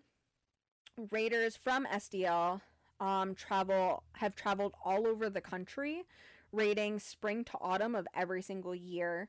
Raiding parties always consist of 4 men with explicit instructions on what they are to seek out, what they are to trade, and what they are to take. And they are never to trade for something that they can steal. So these men all wear a claw around their neck. So they have like a necklace with a claw pendant on it. And they're known as the paws of the lion. So the things... 4. Got it. Huh? 4. Yeah. Yes, correct. Wow. Okay. Hell yeah. Let's go. All right. So never even occurred to me. So the things the lion wants in this order: guns, components for making explosives or ammo, and metal. Brass and copper being the top 2, and iron and steel being the second most important metals. Raiders are to report back if they find any towns that are making guns and any towns that have electricity. And then anytime they find a machine capable of flight, they are to report back as well. And any villages with drug makers, the drug maker is to immediately be brought to the lion. Finally, the raiders are to bring back any women or girls, no matter their age or condition. If they see one, they take it, period, point blank. And another reason Jeff City very much interacts with these people is because if they don't, the entire city will be burned down. So it's like, what choice do we have but to let them take what they want to take, if it means that every single person in the city is going to end up dead or enslaved because we try to put up a fight? The lion really seems similar to Negan and the Saviors. It is, yeah. It very much is. They come across a town, you either give me tribute or I kill you, and then they move on. Obviously, we know that Negan doesn't abide by rape unless it's through coercion. Whereas the lion... Dubcon. Yeah. Whereas the lion, obviously... I was also thinking the trash people, I am blanking on their names of, just because of... Yeah. Jana being like, we don't... We take and we don't bother. Wait, does Negan support not gun? He doesn't abide by rape in that there is a scene in the show where someone is trying to sexually assault somebody, and he very much like immediately kills them, and he's like, we don't fucking allow rape. I'm like, trash. I can't support Negan if... However, he has wives, and sometimes it's like, you be my wife and I'll let your family have this medication that they need because you can't afford that medication, but if you don't want to be my wife, then you don't get to have this medication that's life-saving. So it's not a violent rape. It's still but a we choice, can't... but even if it's like darker, it is Correct. still a choice. It's that's why it's so dubious. Non-consent through coercion type of thing. So he's not going to violently take something from somebody, but he will use, which is like... And I love Negan, and I hate that. Like, that's, like, the one thing I hate. But also, at the same time, he's not going to let his men, like, brutalize women, which is inherently good, right? But he's so complex. Yes. He's objectively a bad person. He does have certain morals that do work. And then what would some you call that in a book? Not gray. It's not gray morals, but is it, like... Because, you got your morally gray men in books. Yeah, I don't necessarily know what you would call that per se, but one thing that I do find so interesting about that is that if Rick was faced with different choices, could we really say that he's much different from Negan, right? Because there's definitely places where they roll up and they just, like, fucking kill everybody because that's what they need to do. There's a good person, I feel, right, in The Walking Dead. They're just different versions of good and bad. Correct. Yeah, just like Shane and Rick, they could have become the same people had Rick had to face similar things that Shane did, and Rick could be and probably is Negan to a lot of other people just because of choices he's had to make. So that's one of the reasons I like how complex the show is, because I love the character development and just like in general. Because Negan basically set up a society that's a safe haven. They do take anybody in. You do have to work. Basically, it's like a capitalistic society, right? Like, you do have to work. There are, like, the haves and the have-nots, but everybody's here is safe. You have the ability to work for what you need. Everybody has, like, equal opportunities kind of under capitalism, right? Everybody has equal opportunities. Pull yourself up by your bootstraps, blah, blah, blah. But it's a lot harder if you're born into, like, just based on what level of society you're born into, right? But yeah, that's kind of one of the complexities, and that's why I would like to get past sort of, because I know Negan... Well, I can get past it, though. Like, I know it's coercion, but still, if you need the medicine, go out and find it, like, type thing. But I know I know that sounds worse than what is happening in my head when it comes to that, though, but it's still a choice in a world where the choice can be easily taken away. Correct. So... Yeah, you're not wrong. He's definitely not a good guy for this, but again, he has generally set up a society. He rules with an iron fist, but people still have the opportunities to make choices, and women are more or less protected. Yeah, because like I'm getting to the part where I'm about to meet Negan, because they just rated where they like we're like, we'll deal with your Negan problem, and so they're like, we're all Negan. And so, right now, I'm already inclined to hate Negan, so I'm just trying to justify to myself why everybody likes Negan currently, but I guess I'm about to find out. He's a very complex character. I mean, I love Jeffrey Dean Morgan. Like, he can fucking get it any day of the week. Well, all the clips I see, like, Negan's very, like he was upset with Carl dying, like, he really loved Carl, and I'm like, why is he bad? Like, so, like, I'm having an issue. I guess I'm about to find out. Yeah. Because he's one of those complex characters, he's one of the ones where, like, under the, like, slightly different circumstances, like, compared to Thanos or even, yeah, I don't even hate Thanos that much. Where it's like, potentially... The point you're trying to make is good, you're just doing it the fuckiest way you possibly could with Thanos. Right. Like, that's like, it's like, yeah, okay, you're trying to save civilizations that are about to extinguish themselves, but like that's the craziest fucking solution method you could possibly come up with. And they make so much better villains than just, I want to rule the world, destroy the world. I have a vendetta against one person. Like, so what they want to do is good. It's good in their mind. We're trying to make the world better based on my rules because I think this is how it should be done. But yeah, like he's. Not to, like, give too many spoilers or anything, but, like, he kind of runs everyone's lives for a little while, goes to visit the town, and Rick is like, why are you here? I was waiting for you. I made your kids spaghetti. Oh my god, I love that so much. Yeah, because he's, like, he comes to Alexandria, he is there to meet Rick. Rick isn't there presently, so he goes and hangs out with Carl and Judith, and he makes them spaghetti. He's, like, hanging out with baby Judith, chilling. He's like, oh my god, you're so sweet. And then he's like, hell yeah, lemonade, let's go, Minute Maid. Like, he's just, like, out here. He's like, there's a fucking pool table, let's take it outside, everybody come play pool. Like, he's just such a complex and interesting character, and Jeffrey Dean Morgan does such a fucking good job with him. I think that was the same episode, excuse me, son, pardon my goddamn French, but did you just threaten me? Yep. Or excuse the shit out of me and pardon my goddamn French, but did you just threaten? Like, he just has such a way with words, and he's, like, so likable despite, like, no, not despite. When he's not doing such terrible things, like, he's a likable villain. Yeah. And then he does something absolutely horrendous, and you're like, god damn it, I love you. Yeah, and he definitely has, like, a weird moral compass. Like, someone basically comes up to him and is, like, trying to undermine Rick, and he's like, oh, so you're a pussy. Like, if you wanted to be the leader, you would take Rick out, but you want to fucking come and try to undermine him, so, like, go fuck yourself. Or Carl basically rolls up to, like, fucking, and Negan's like, you're a fucking badass. Like, you did a fucked thing, but you're a badass, so let's chill. Like, I love him so much. And then Carl starts crying, he's like, you're a badass, stop crying. Like, fucking quit crying. And then, yeah. And then he's like, Yeah, you're such a badass. I forgot you're a kid, and that was a fucked up thing for me to say to a kid, huh? Like, I'm so conflicted. Oh my god, I just have to watch it. I know, Oh my I know. God. It's like there's humanity in there, but he's not like putting on a macho persona, but like that's kind of what he shows. But there is some good in there, but you can't just be a morally completely good person in the world that you're living in. Correct. No, Yeah. there's no way. Right. But it's not like he has a. It's like I started loving Rick the more badass he became. Mhm. So It's not like he has a fake hard exterior, for the world, but like he does what he has to do, but he thinks that he's doing right by his people, right? Because from Negan's perspective, Rick just fucking rolled up and killed like compound on compound of that's people. what I was thinking too. So and I'm he's like, like, you what am I just supposed killed to a do bunch about of this? people because someone While they were said they sleeping. were bad. Yeah, Yeah. while they were sleeping.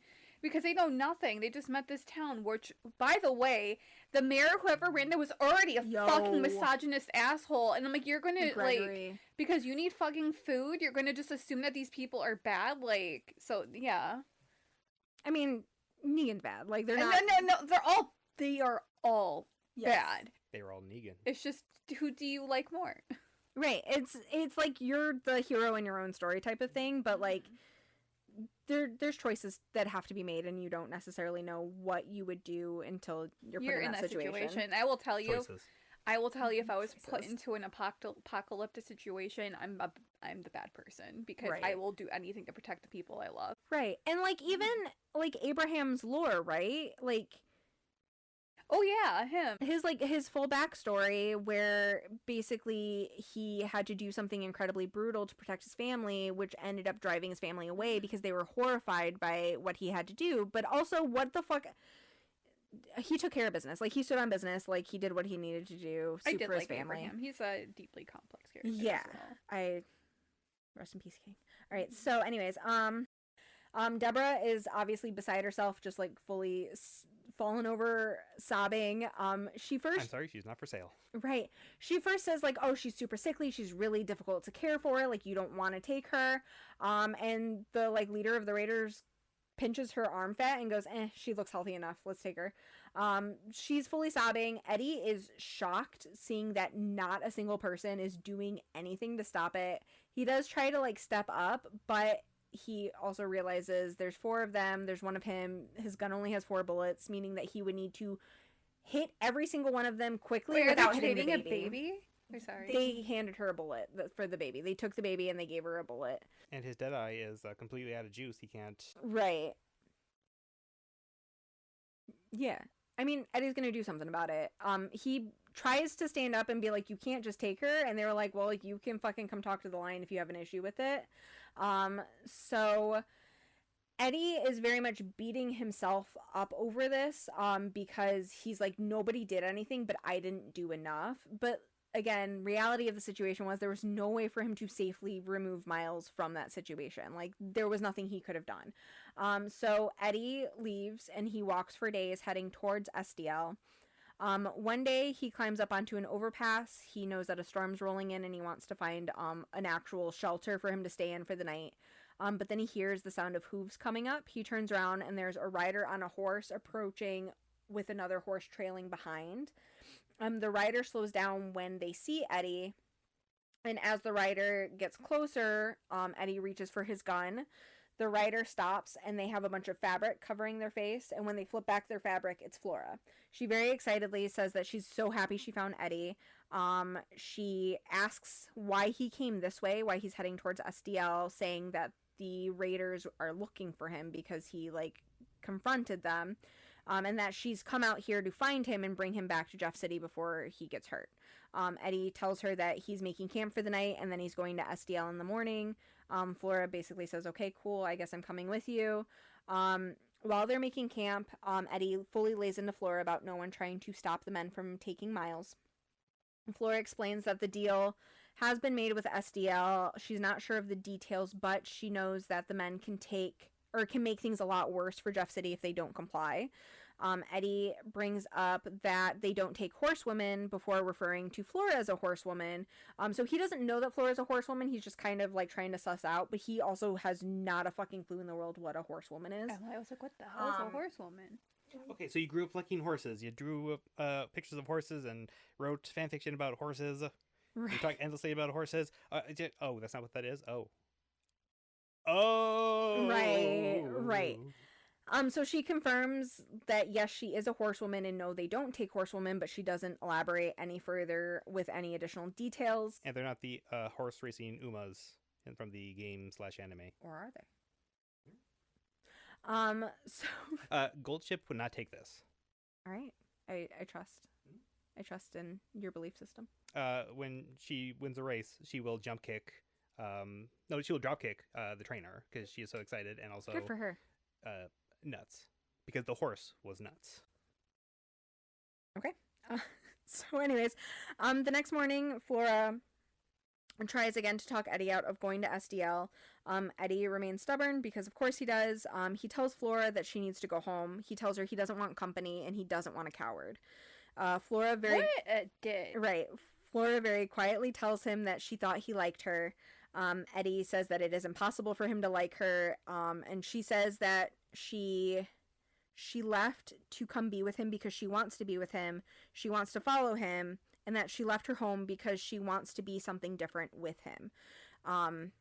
And Eddie basically stops, and he understands the aching need to run away from who you have to be at home type of thing.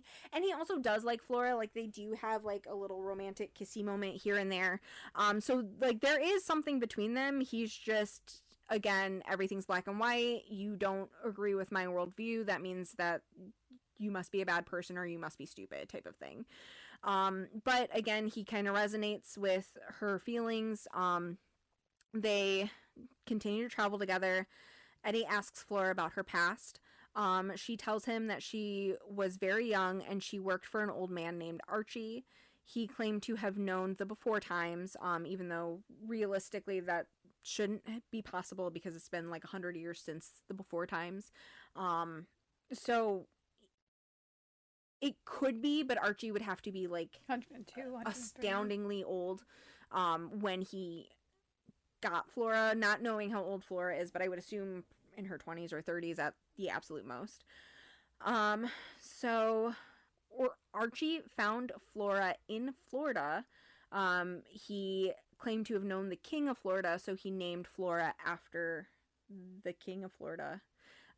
So that's why her name is Flora. When Archie found her, she had nothing, not even a name. She was more or less born in captivity, and she was trained from an incredibly young age on how to be of service. Eddie asks about Florida. She tells him that it's warm and wet all the time with huge monsters that come out of the water and eat men.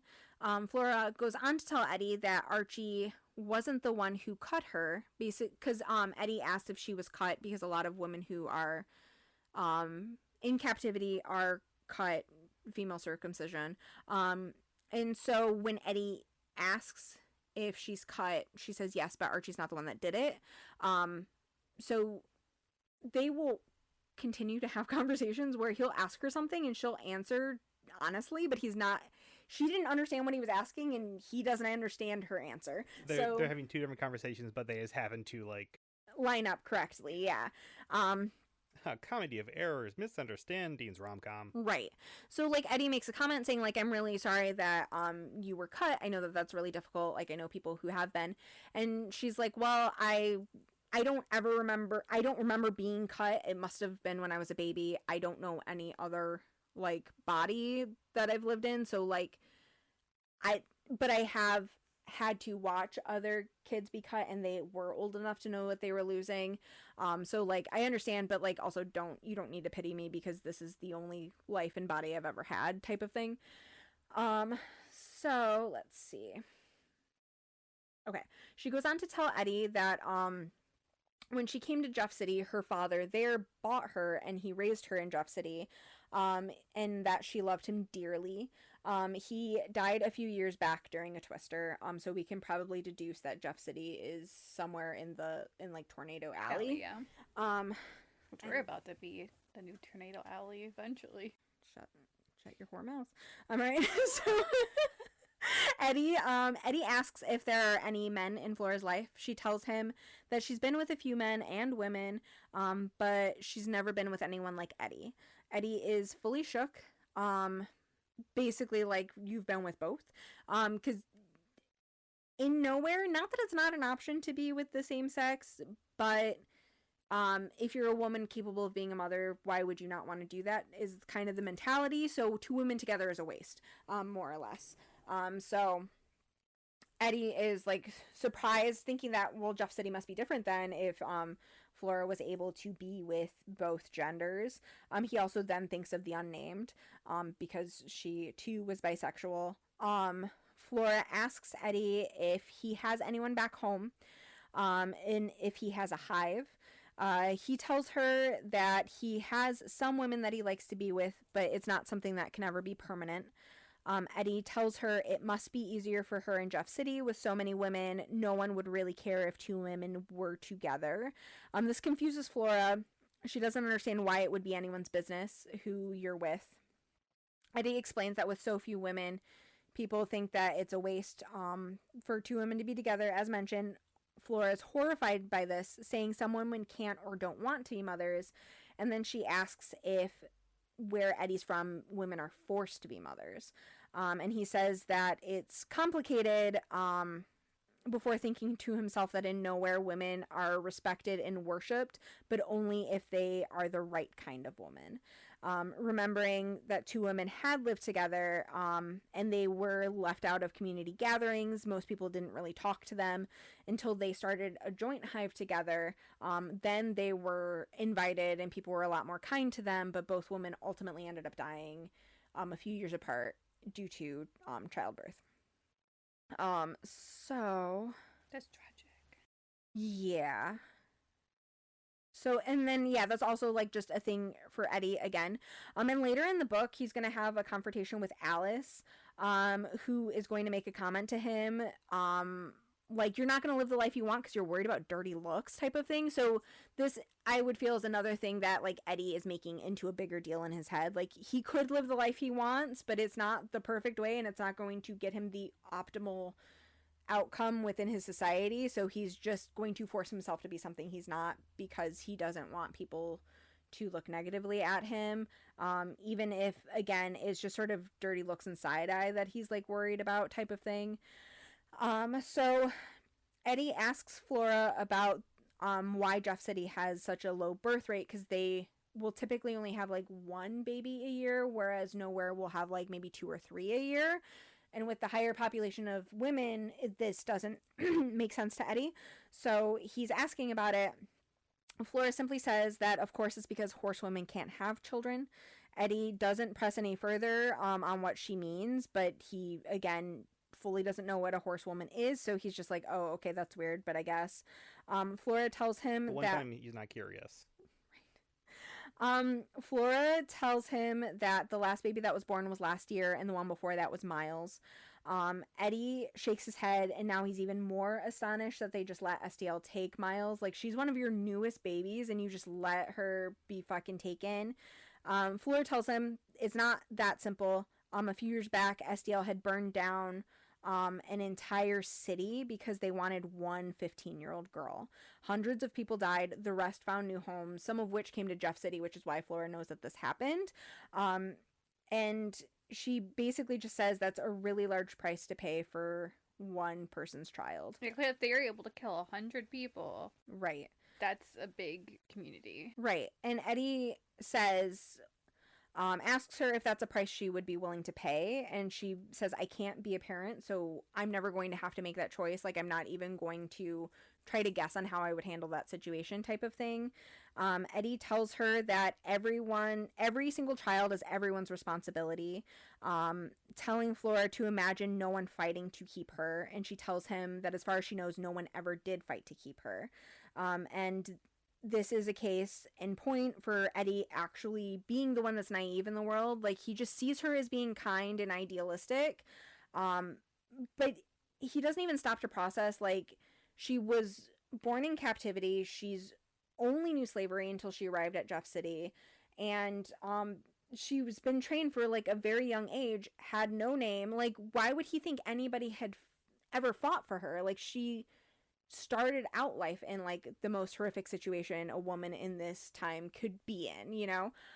So again, just he thinks because he's been through a lot, and that he's left his home, he is worldly, but he's so not. And that'll also be a theme of like there are things you could never even imagine until you see them type of thing.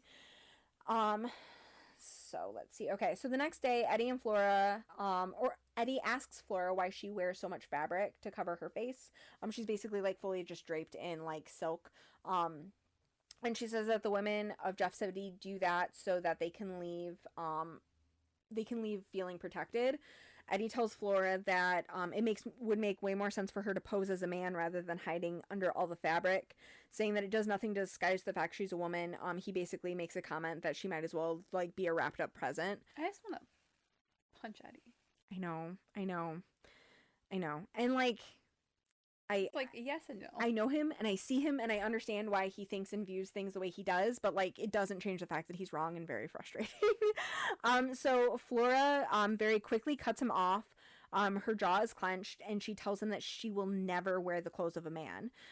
Eddie can tell that he's upset her, but he tells her that it's not worth it to look like a woman. It's because it's not safe if they encounter a man. Flora asks Eddie if he would rather pretend to be the hunter than the hunted. He tells her that he would pretend to be a tree if it meant he was safe. He doesn't want to be a hunter. He doesn't want to be a slaver. That's not something he wants to do.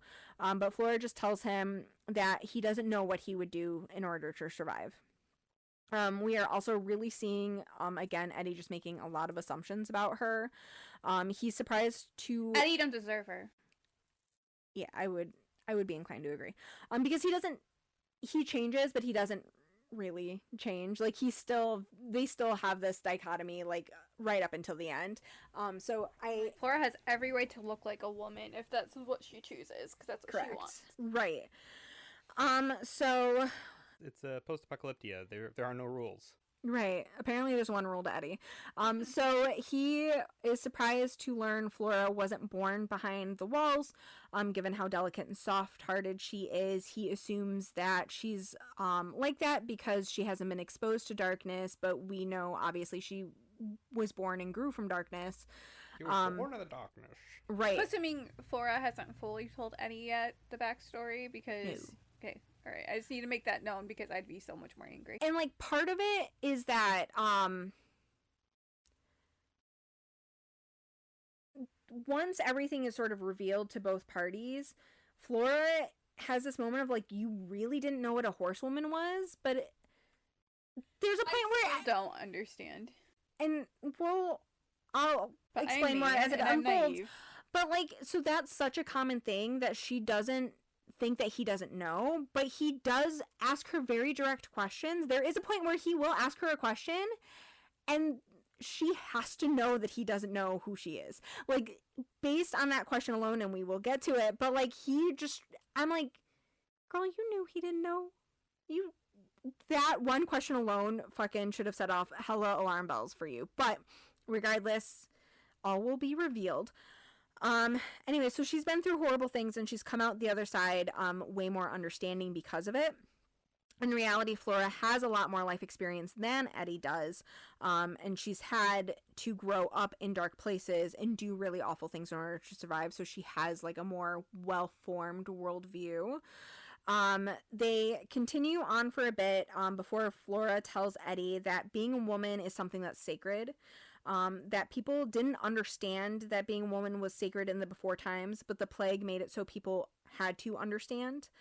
Eddie laughs, telling Flora that women could be whoever and whatever they wanted to be, and that they were able to prevent being mothers if that's what they wanted, but now most women are property and most live incredibly brutal lives. Later, Flora asks Eddie if he wished he were a woman. This catches him off guard, and he's worried that she knows his secret, but when he looks at her, he doesn't see judgment in her eyes. So he tells her he wishes he were neither and he wished nobody cared either way. But Flora's like stance is women are the ones that are going to change the world by becoming mothers. And like another aspect to the horsewoman and why there are so many in Jeff City is that if everyone looks like a woman, SDL isn't going to come in and just start grabbing everybody off the streets. So she's like, us being there and them knowing that the city's full of horsewomen protects women. Some women can walk safely in the streets because they're just going to assume that any woman they see outside is a horsewoman. So she's like, I'm doing my part by keeping women safe, but also this is who I am intrinsically. So it's really multifaceted, especially with like Flora. So let's see. When they do make it over to SDL, Eddie intends to hide and sneak his way into the city, telling Flora that if they see her, they're going to take her. But she tells Eddie that she's not going to be taken because SDL is familiar with horsewomen, and realistically, they're not looking for horsewomen. So they see like a group kind of scouting in the area, so she pops out and she's like, hey, we're here to trade. And Eddie is just like very like, what the fuck are you doing? But Flora also does say a little too much. So she basically is like, I come to trade silk, and Eddie here has medications. And so they ask like, what kind of drugs do you have? And he's like, well, I have a lot of different kinds of drugs. Right. Like, What do you say? yeah, like I have a lot of different things. And so they're like, cool, any first they asked if he was a drug maker, and he said, no, I'm just a trader. And then they're like, all right, well, let's take you over to the Lion, because anyone trading drugs has to go see him directly. So they are led into an enormous old world hotel in the middle of SDL. Eddie is very immediately hit with an incredibly strong scent of cats. He's looking around the building and thinking to himself, like, there must be 100 fucking cats that live here because it fucking reeks. So they enter the main room. He sees the silhouette of a very large man. And in his hand, the man is holding 2 chains. The room is kind of dark, so Eddie isn't... 2 chains? How did you survive this long? Right. So Eddie isn't necessarily sure, like, what is going on with these chains. But as they approach, Eddie took in the Lion of SDL, and he notes that this is a tower of a man. Eddie notes that he has no weapons on him, but as Eddie gets closer, he sees what is connected to the chains. In one chain, there's a fully grown lion, the kind that Eddie has only ever seen in old world books, and on the other chain is a tiger.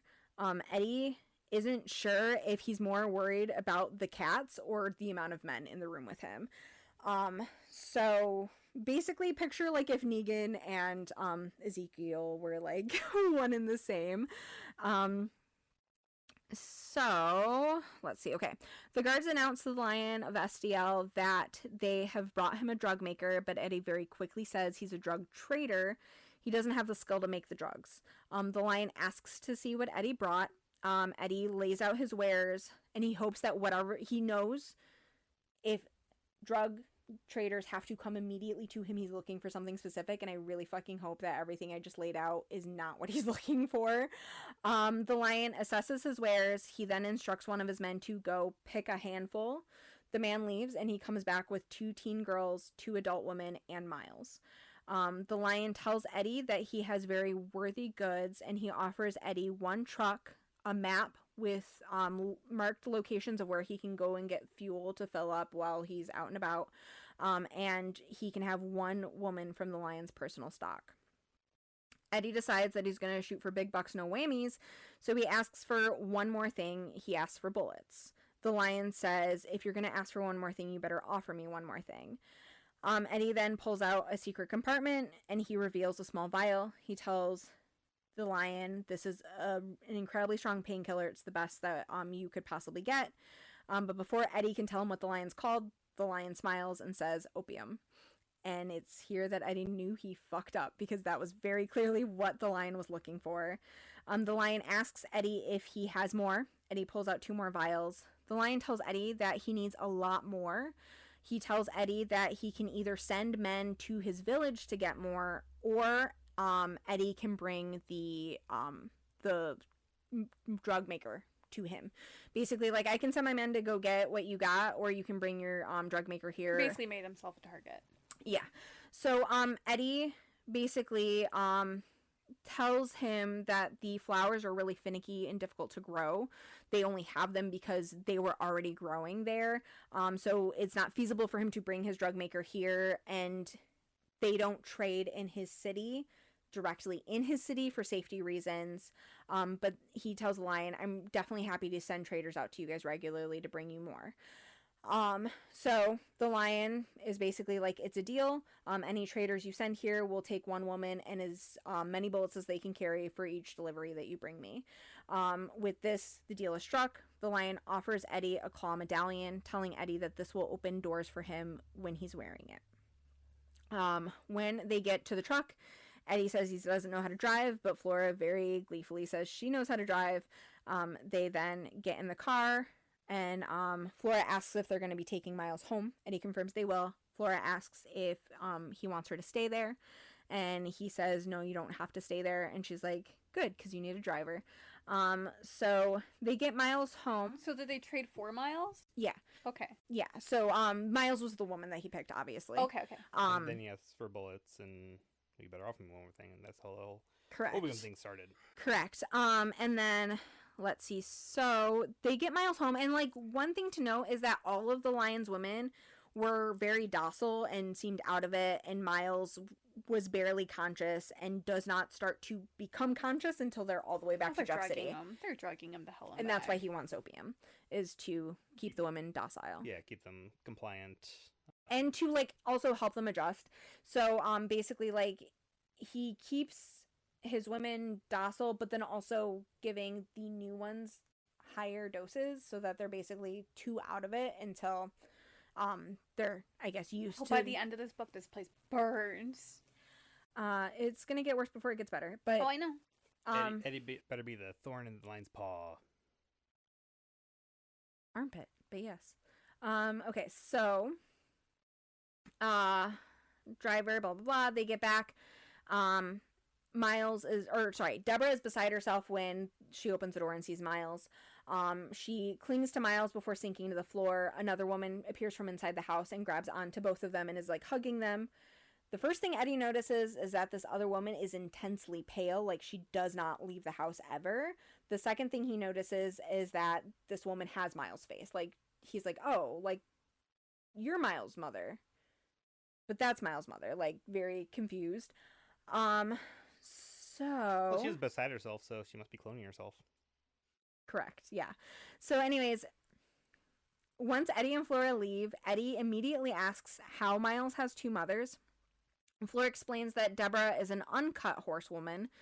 Eddie is confused, and he... Oh, okay. And he asks, like, how did that happen? I understand now. Right, because he's like... But first he's like, I've never heard of a woman cut so badly that they couldn't have kids. Secondly, her being uncut has nothing to do with two women having a baby together. So at this point, like, Flora should be picking up that Eddie is clueless, but Eddie goes, but how did it happen? And she goes, I wasn't in the room with them. I don't know. She's like, I can't tell you how he was conceived, or how she was conceived. I wasn't there. Ask him for a demonstration. I don't know. Right. Right. So Eddie asks why the other mother was kept indoors. Flora tells Eddie that it's very risky because the paws can take any women that they find on site. And Flora says, I hope that they keep Miles inside from now on as well, saying that she feels it's too risky for any children that aren't boys to be outside. So again, another case in point where Eddie doesn't know a whole lot about the whole world, and he's just very unable to figure out who and what horsewomen are. So Eddie at this point gets mad at Flora for letting him trade for the little girl. So he's now like having like a crisis of conscience of like, I did a deal with a slaver, like I'm a horrible person, I shouldn't have done that. Oh, fucking get over yourself. Thank you. Basically telling Flora that she let Eddie trade drugs to the lion, that the lion will then turn around and use on the women. Flora tells Eddie that what he what has happened will always happen and will continue to happen whether or not he had done the trade, and that the drugs are at least going to make the woman's life a little bit easier. Telling Eddie that there wasn't a simple answer and there's not simple solutions type of thing. So the next morning, the whole city comes out to see them off as Eddie and Flora are leaving. They're regarded as heroes. Before they leave, 3 women with horse tattoos bring Flora ceramic pots that are sealed with wax. Since we all kind of know who Flora is at this point, what is in the pots is the urine of mares, like horses, female horses, that has been like steeped in fat, basically. So it's more or less like a hormonal salve that they like rub on their bodies. So it just contains like so much estrogen. Yeah. Okay, that's not the opposite. I mean, it is the opposite of soy. I would have not expected that, so that is a surprise to me. Yeah, so basically the horsewomen of the village have spared all that they could spare to give to Flora, knowing that she's about to be going on the road. So that was kind of their like donation to like helping her keep herself. I like that that's the meaning of horsewomen, because not knowing that, in my mind I'm thinking has something to do with the genitalia, or because they haven't like fully transitioned medically, or like they're... Wait, is that why they call them horsewomen? Because of the estrogen urine concoction? Okay, that makes Yeah. more sense. I was like, why? I thought it was like kind of a derogatory term, like they haven't fully transitioned, they're still a little masculine, so they have horse faces. Yeah. I'm glad that that's not the case. Yes. I'm glad that the answer was urine. I wasn't. Yeah, I mean, I just didn't understand why they were called that at all. Yeah, I mean, it doesn't really make sense until... I had theories that I was hoping wasn't the case. The title of the episode is I'm glad it was urine. And I just felt dumb. And in other places, the boys who aren't horsewomen, but are still cut at an incredibly young age to keep them feminine, those are called catamites. So there's catamites and horsewomen. So catamites would be like a eunuch, and then a horsewoman would be... I was going like castrati. Yeah. But they would be... Horsewoman would be essentially a eunuch that then like fully went into transitioning. Sometimes they're cut, sometimes they're not. For the most part, it would appear that the majority of horsewomen are cut, which would also, I'm assuming, helping with the hormonal... I'm assuming that Meg Elison did her research, because I feel like that is probably... I know that particularly Native American indigenous tribes, that's what I'm going for. Like Two-Spirit. Yes. So if there's someone who... I don't know how far they went. If to become the person that they were truly meant to be, that seems like something they would do. Kind of like that thing of like using every part of the buffalo, but, you know... Yeah, using what resources you have. Yeah, using mare urine, I would guess, maybe... I was thinking estrus, but I don't think that was actually part of the case, to achieve it. Yeah. That's a natural remedy. So that is cool. I like that. I'm also glad that they just got horse tattoos and not a whole brand. Yes. Okay, so let's see. The horseshoes are a bit much. They didn't need to make the women wear that. There is a point where like a horse, so Flora comes up to Eddie with 2 horses, obviously. Horses or horsewomen, just horses. Like, so when Flora came and found Eddie when he was like out on the road, she was riding a horse with a secondary horse for him when she found him, and at one point wolves come in the night and eat one of the horses and the other one takes off, and Flora's like beside herself and she's like, I really hope that like she ran home. And then Eddie thinks to himself that he's seen herds of wild horses, and he wonders if they will accept the horse if the horse did not run home, or if the horses would see the shoes and know it was from captivity and reject it, type of thing. It was like a very interesting thought that he had, like, will the wild horses see her shoes and not want her because she was property at one point. which is also just like a fascinating thought for him to have. Okay. So, it's like that observation thing that there is clearly a gap in his knowledge about things, but right. he is very observant. He's very observant, and he's very curious, like just generally wanting to know how things worked, which is drove him to want to be a raider because he was curious about the world and he was curious about maps. So like, yeah, he's very time to open that mind. He's very curious but closed-minded, but he's closed-minded for a reason. But anyway, so later Eddie tells Flora that they're not going to go to nowhere yet because he can't go back until he's saved someone. Flora asks if Miles doesn't count, which again launches them into the fight of right versus wrong.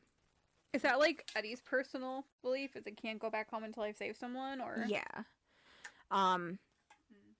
yeah, just Eddie feels like he has to come back with something to prove. I don't know. That's just, which like I also get, like, why would I turn around and go back when there's someone out here I could be saving to take home? And if he drops what he's doing every time he finds a woman to take them back to nowhere, it would make sense for him to be like, well, it would be a waste of time for me to go back without having somebody. Because when I find somebody, I am going to have to turn around and immediately go back. So, like, I do kind of get what he's saying from just a practical aspect. But he's basically like, I didn't save Miles, I bought her. And, like, that was wrong of me to have done. So that doesn't count. Like, I didn't save her, I bought her. Which...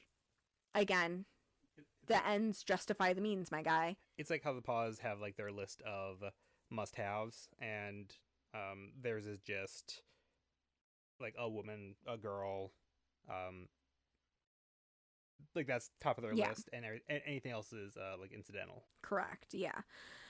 It's like how when we play games like that, our goal is weight limit. We can't travel anymore, so let's go home. Yeah, our goal is to collect every fucking tin can that has ever existed. All right. So, anyways, they some shade there. Yes. I accept it. I am a hoarder. I collect all the tins too. Don't worry. Ugh, you guys. All right, so anyways, they fight about the right versus wrong bullshit. Flora is very frustrated. She tells Eddie that there isn't a line with slavers on one side and heroes on the other. They're all just people living in the same world and trying to survive. Everyone is going to end up doing things that they don't want to do in order to survive. Eddie argues that some things are just black and white, and doing any business with slavers is wrong, even if it ends up saving someone, which again is fucking crazy because Eddie knows there wasn't any other way for him to rescue Miles, so he is arguing that leaving a baby in a harem was more ideal than him trading with a slaver to save her. Limited worldview. Definitely a man. Because she is just starting to walk. She can't even talk. Like, she is a very young baby. She's like 2 years old, maybe. So, like, really, the ideal solution was just to leave her there? Because also, again, you don't know that they're going to wait for her to mature before they fucking start doing stuff to her. You don't know that they haven't already done stuff to her. Like, are you serious? Be so fucking for real, my guy. So anyways, so I got a letter there and said, you can keep that. Let me get more bullets instead. Right. And then you wouldn't have to worry about the drugs. Correct. I'm totally joking. In his mind, he needs to hold the unnamed in very high standing, and he thinks to himself that, like, she saved women, but that's not what she did. Not 100% of the time did she save women. She did if she could, if it happened by happenstance. But her main goal was to make it so that women didn't have to die giving birth. That was, and for her to survive. Like, those were her two goals, period. And again, don't let perfection stand in the way of good is just very much a theme here. But Eddie just can't have a win. He saved a baby from unspeakable horrors, but it wasn't good enough for him. He didn't do it perfectly, and therefore it doesn't count. He tells Flora that things are black and white. And Eddie and Flora are quite literally shades of gray in the world that he wants to view as black and white, right? Because they aren't necessarily a man or a woman. They're, like, both, right? Like, there's not just men and there's not just women. There's, like, shades of gray in between, right? And so, like, they are actively shades of gray. And like anybody that says the world is black and white tells me that the world's not black and white, that you're black and white. Correct. And you're limited in your view thinking. Correct. Because what they did, they saved a baby. They might not view that, but what they did is technically gray. Yeah. And again, Flora's like, and by you providing him with drugs, you ensured that those women had a very slightly more peaceful existence, right? Because if they're like too doped up to feel anything, they're not feeling scared, they're not feeling pain.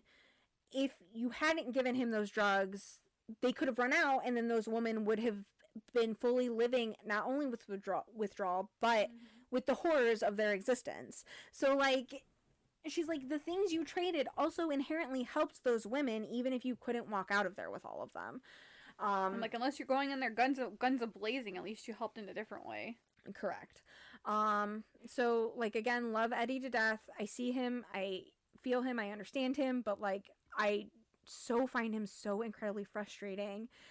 So Eddie just tells Flora that there are lines that he won't cross. Flora says, like killing people, telling Eddie that that's a line some people will not cross.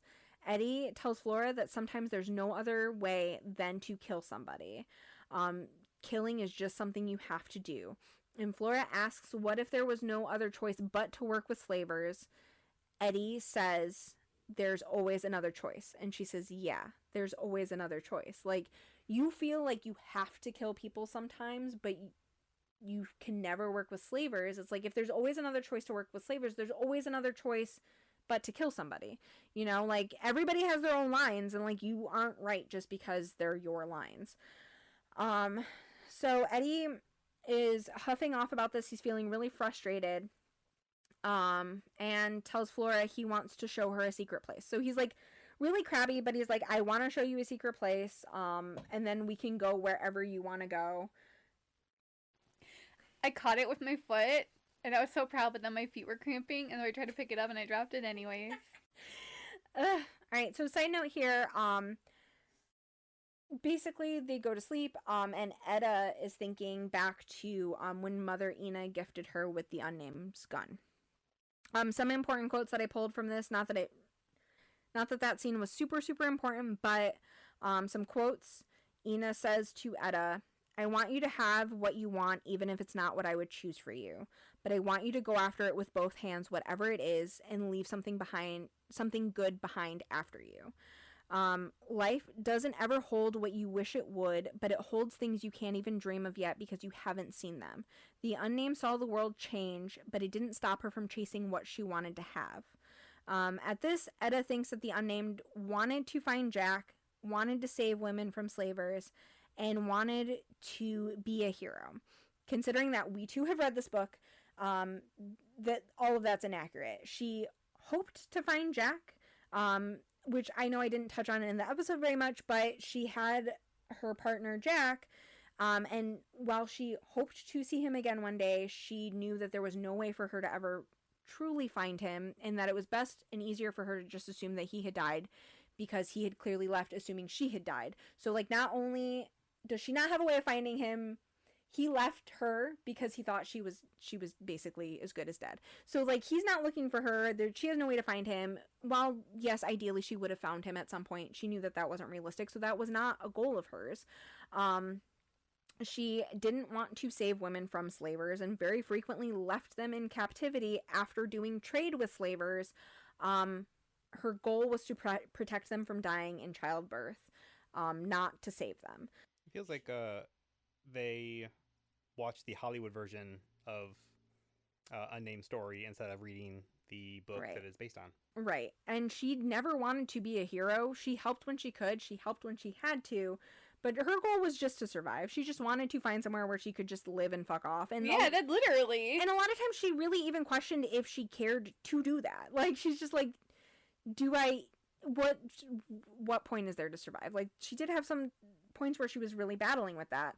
So, there were also multiple times that she just fully up and walked away when she could have done more to help, because she just didn't want to. Like, she's just like, this isn't my business, I'm just gonna leave. So the unnamed wanted to survive, and she wanted to help when she could. Eddie also later goes on to refer to Jody as the woman unnamed loved, And if we remember, she thought Jody was really hot, but she found her annoying as hell. She did not like Jody. Like, I don't know what book this man read, but like it was not the same one we read, obviously. It's just read the fan fiction. Right. It's giving when you are so far removed from a historical event that you just fully fucking lose the plot, you know? Like, you don't fully understand because it's just so far in the past that, like, the people who are sharing that history with you weren't even there to, like, know it and understand it themselves. It's like a game of historical telephone, I guess. But more quotes. The gun has been cleaned and oiled for a century but never fired. There are bullets in this world and you will find them. Ina then goes on to say, this is you. The gun is blank and empty. You can change the world forever depending on where you point it. You can leave behind terror or justice. You can be just as important as the unnamed or just as lost as the men she put down with this gun.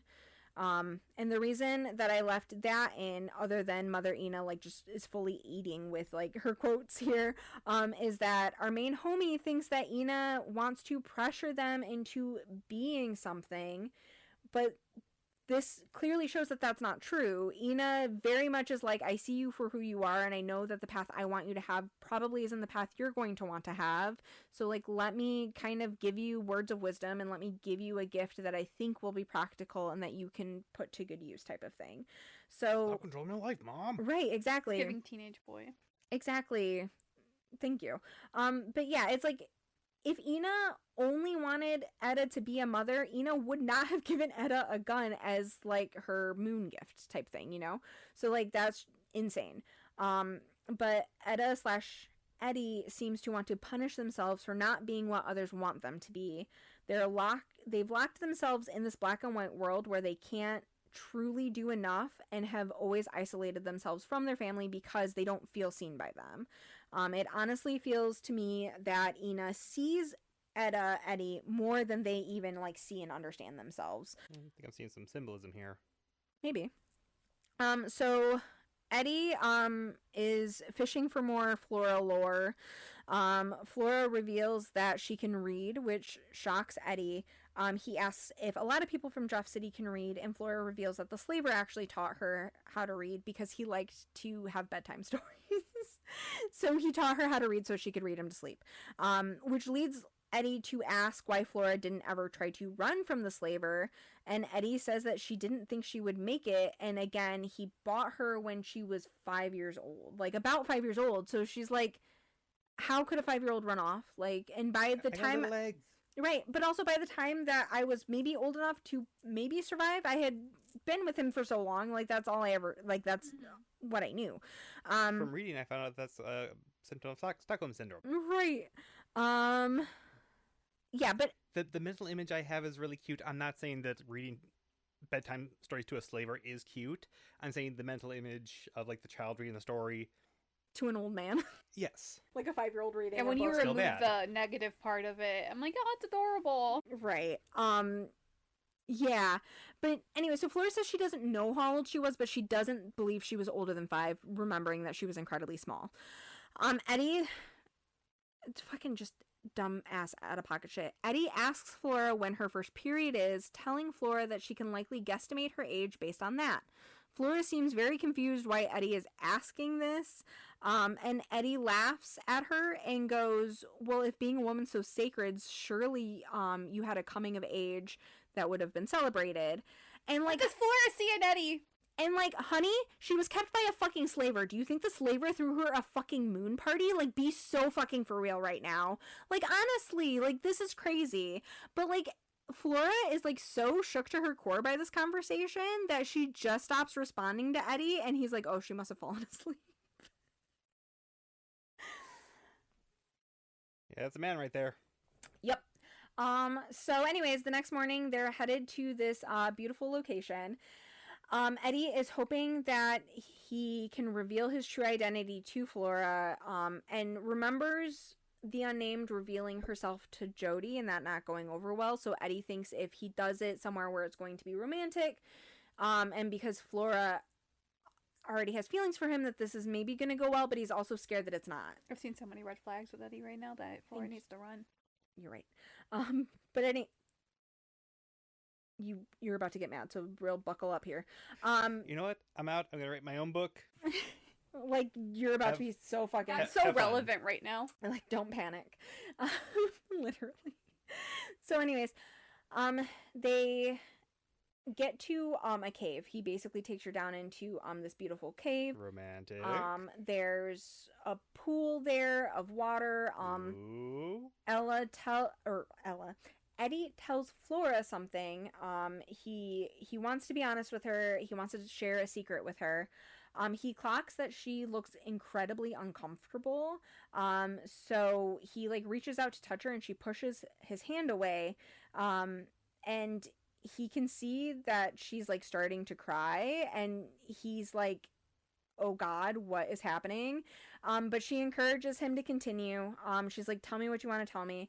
So he very nervously takes off his shirt and he begins to unbind himself.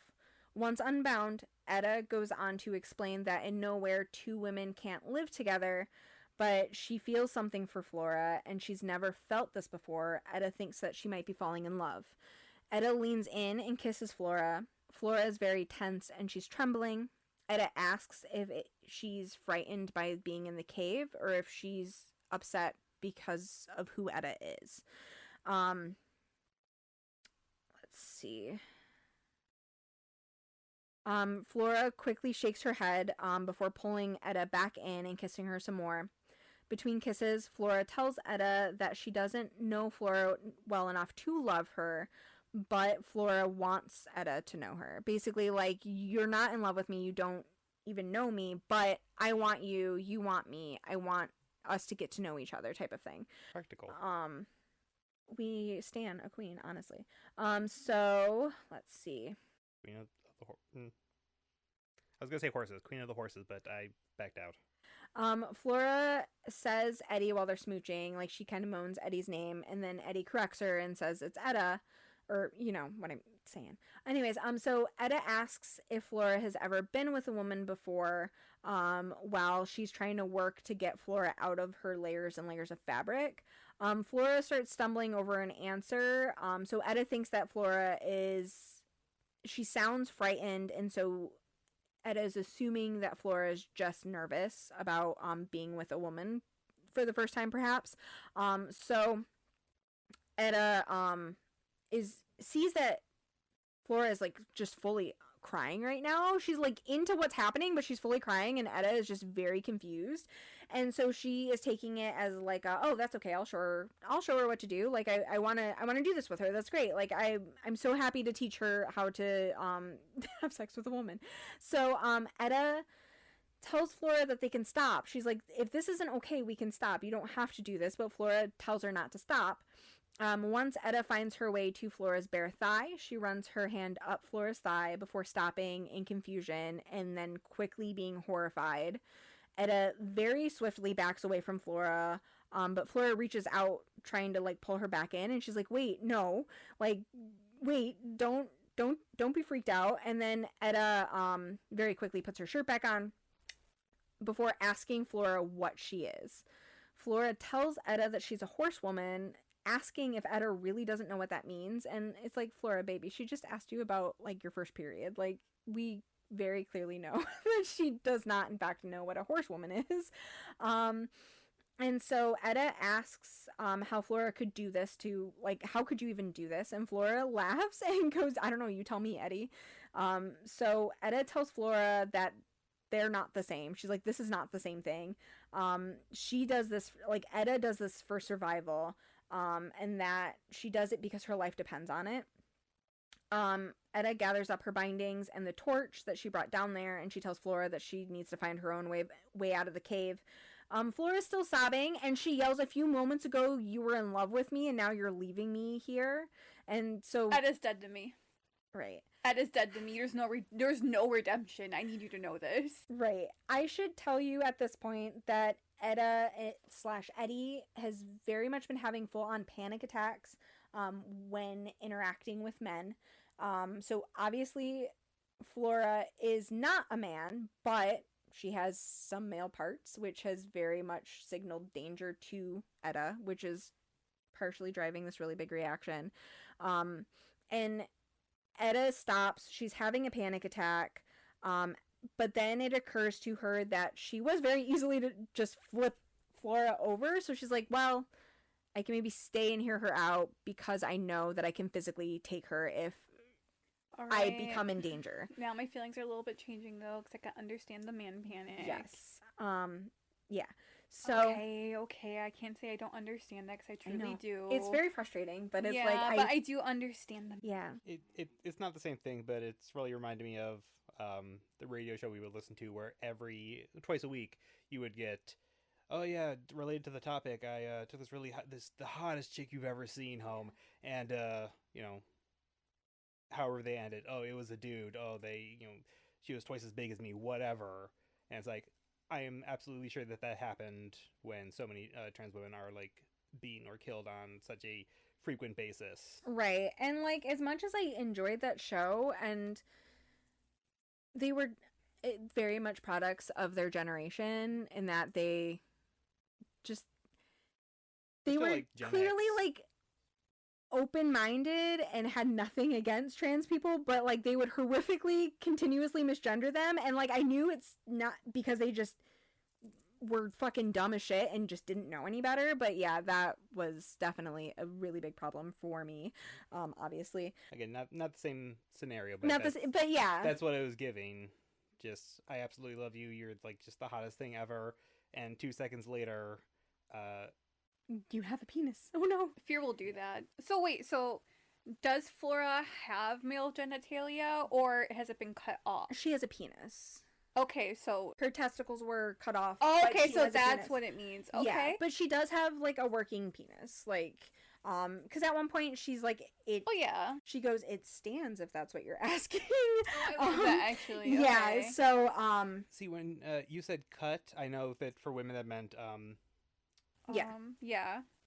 Clitoris. Mutilation. Yeah. I assumed for men it was circumcision, and I don't know why I thought that was part of the horse girl-ification. Yeah, no, it's the removing of testicles so that they're not getting the surge of testosterone. So which makes sense to me, because my brain thought was like, if they were cut as men, the most logical thing would be eunuch style, where it's cutting off of the dick, but that doesn't really stop the... Yeah, and that's why horsewomen can't have kids, and why Deborah was able to have children because she wasn't cut, meaning that... I think that's why I thought that was because you specifically said like uncut, and I knew that's like a circumcision thing, so that it absolutely makes sense now. Yeah. Okay, so let's see. Okay, so Etta stops, decides to hear Flora out. That makes even more sense why Etta's afraid. And yeah, we're going to get the exact backstory, but yeah. And like, I fucking hate what she went through, and I understand why she has all of these fucking walls up and all of these prejudices, very specifically against men and men who do bad things. They can never be good again. And like, yeah, it's not to like relate men to a dog, right? But like, if a dog bites you, you're going to be terrified around other dogs in the future, right? Like, if you're attacked, then you're going to have your guard up, right? You're going to just assume everything is an enemy because that keeps you safe. So anyways, Etta asks Flora how long she's been doing this. Flora asks Etta what she means, and Etta asks how long Flora's been pretending to be a woman. Flora tells her that she's not pretending. She's only ever been this. Etta is working on binding herself back up. Honestly, she's being so fucking problematic. Some of the shit she says to Flora is so out of pocket. She asks Flora for her real name. Flora tells her that is her real name. It was given to her when she had nothing. Flora says she was sold as a girl. She was bought as a girl. She was taught what to do and how to be a girl. Flora hated what she had to do and what she was taught to do. She hated being sold, but she's always known she was a girl, and that she always knew she loved other girls. She knew she wasn't like the other like children she was having to be around and interact with. Like, she just always knew that this is what she was. That really resonates with Eddie. but he wants to hold on to his anger. So he is softening, but he's like, no, like, I've been tricked. Like, I'm mad. But also, in Eddie's mind, being a woman is danger. Like, that is dangerous for you to be, and you are choosing to put yourself in danger. So that is also, like, just mind-boggling for Eddie. Like, you were born with a gift of safety, and you were actively choosing not to have that. Just in Eddie's mind. And this takes place in the future and not present day. Yeah. So anyways, Flora compares herself to the silkworms. She was born one thing, but then she was able to become something else. This again resonates with Eddie. Eddie pictures himself being bound to a chair, enclosing himself in a cocoon of metal and transforming. Eddie says, so you're broken. You're not anything. Also, like, baby, the call is coming from inside the house. The trauma is really just flying off the rails here. So at this point, Flora screams, and the audiobook is so good.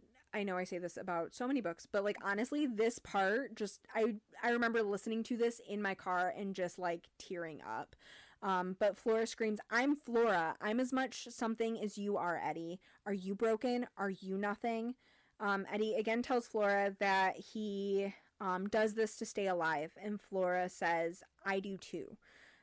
She goes on to tell Eddie that her doing this makes it possible for the other women in Jeff City to feel safe. The Lion's Men know that there's horsewomen there, and so they don't go through and just round up women.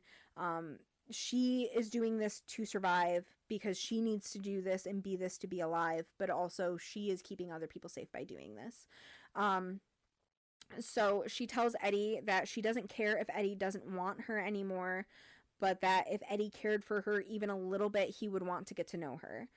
Flora says that she's overjoyed to see who Eddie is. She's so happy he shared this with her, but it doesn't make sense for him not to give her kind of the same sort of kindness. He begins to feel ashamed. Flora is Fucking good. Yeah, Flora's fully sobbing until she curls up into a ball on her side. After a while, Eddie scoots over and he's behind her. She asks to be if he would hold her. He holds her and they sleep. When they leave, Flora asks Eddie if he wants her to leave, and he says no.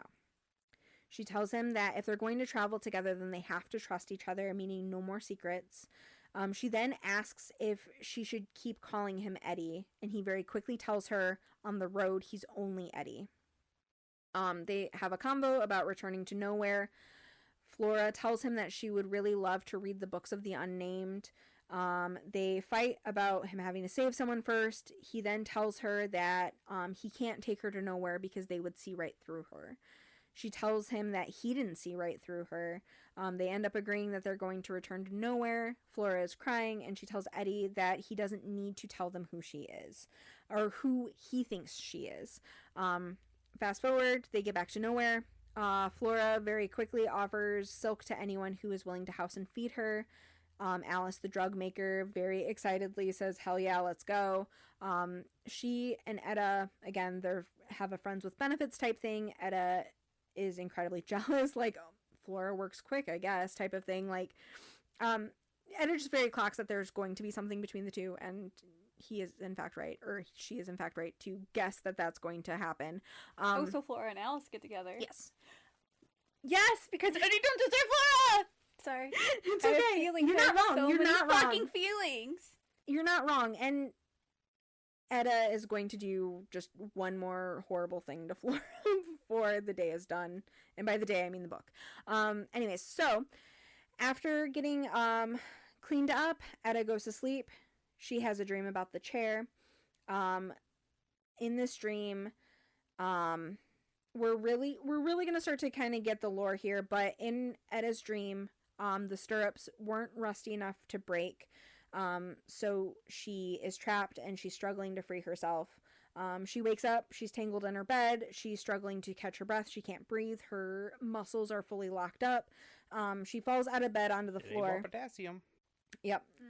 She's struggling to relax her legs. Ina rushes in after hearing her fall from the floor, helps her get her legs flexed out, gets her back in bed, scolds her for the potassium. And she basically says, every time you come back, you have nightmares and leg cramps. Like, what is happening? She's, Ina also notes that this has happened ever since the time Etta didn't return until the winter. At first, Etta thinks that she's having her weaknesses poked at, but then she realizes that this is coming from a place of love and help. Men need more potassium than women, so it's possible that they're not getting enough out there.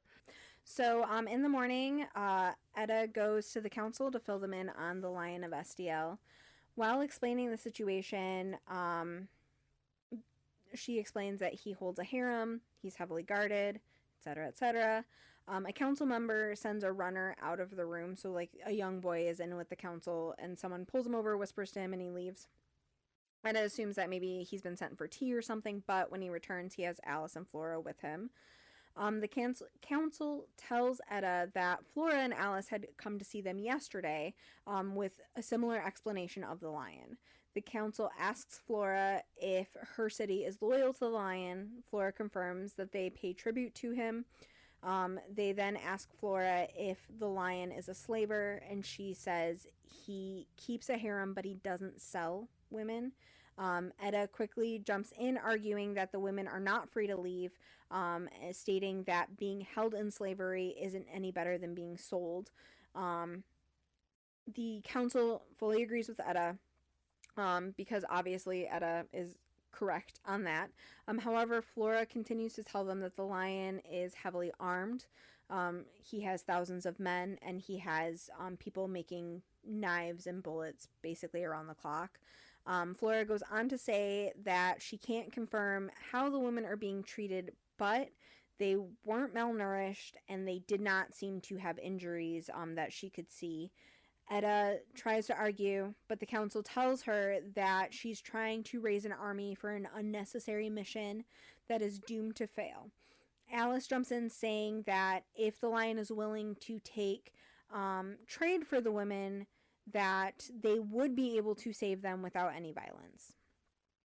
We obviously know how Etta feels about this, and honestly, realistically, Nowhere has no business trading and actively trying to find this as a solution for saving women anyways.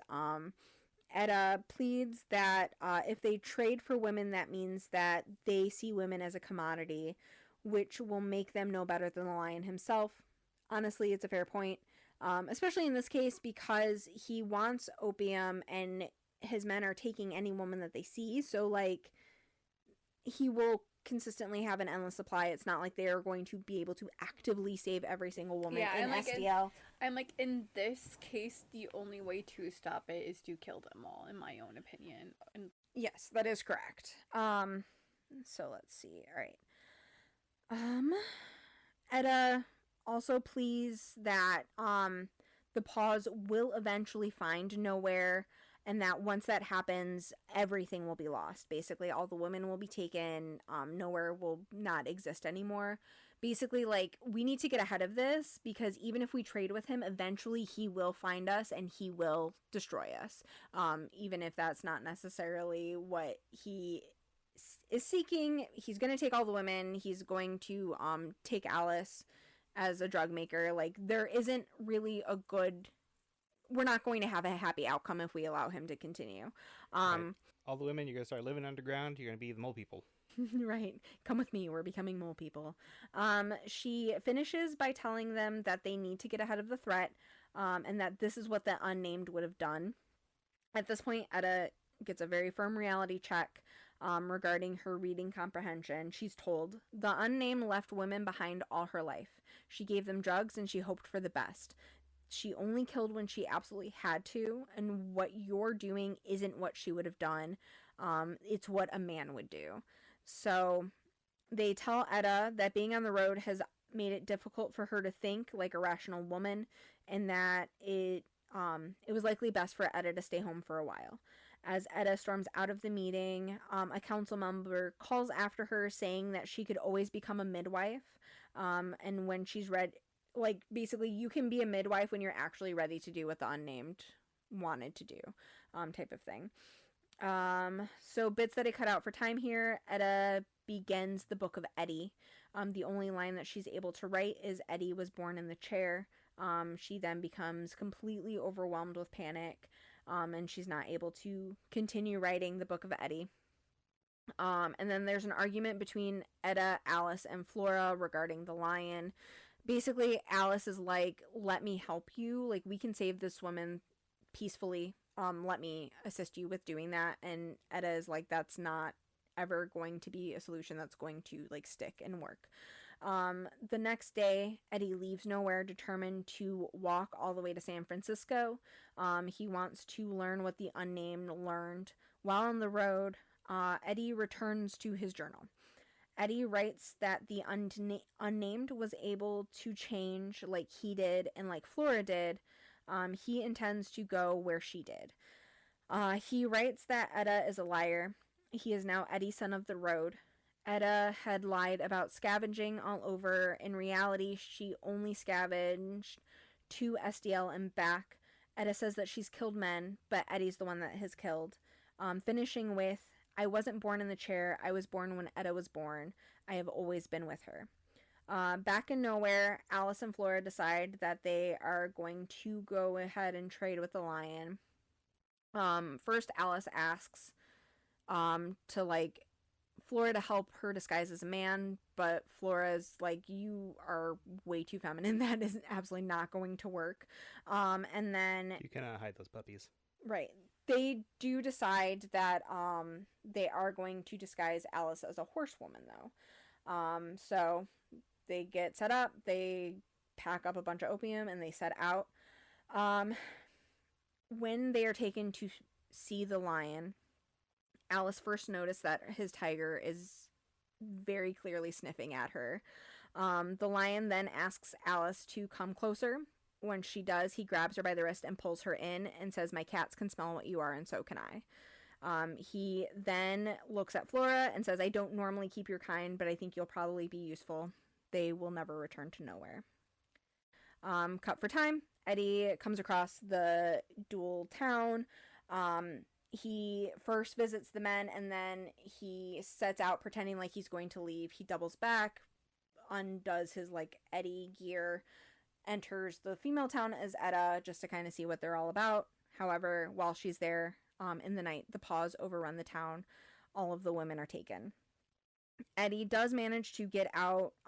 He does get injured and he collapses into the river. When he wakes, he's in a boat. But when Etta is coming to in the boat, he begins to have flashbacks of the chair. He hears the lion's men laughing.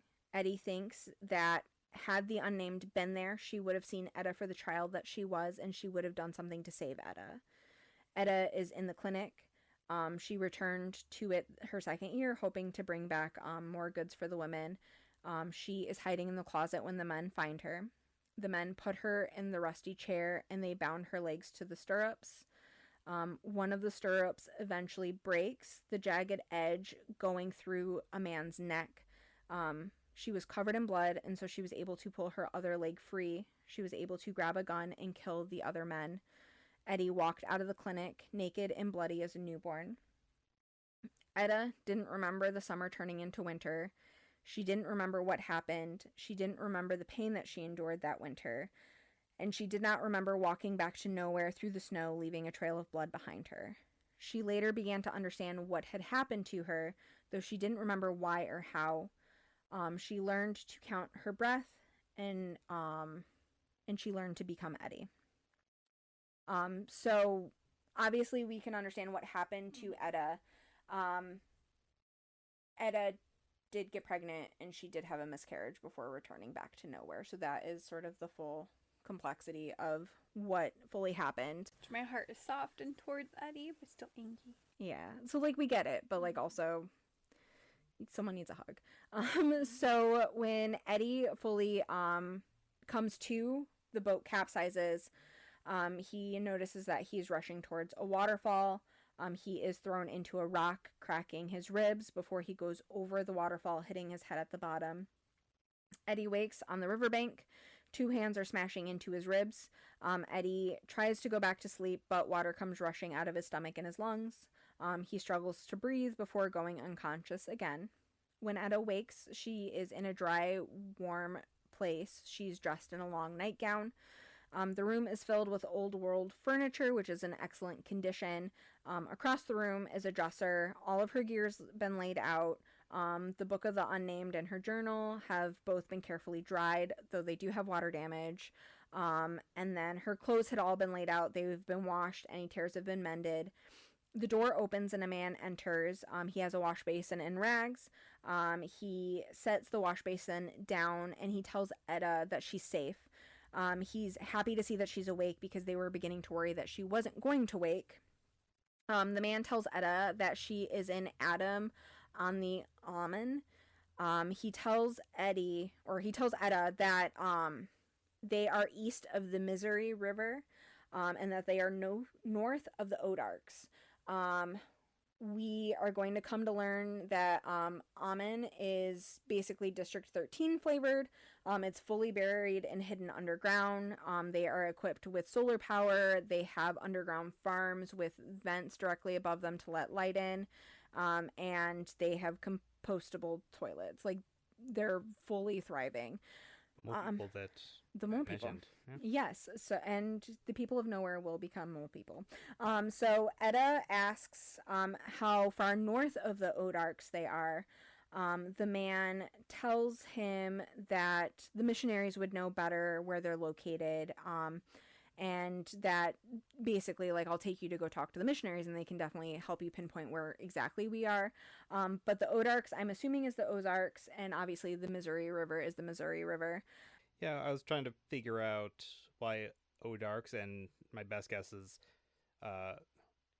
like, literacy is low, so maybe they're not familiar with Z being, like, the last letter and kind of being so rare.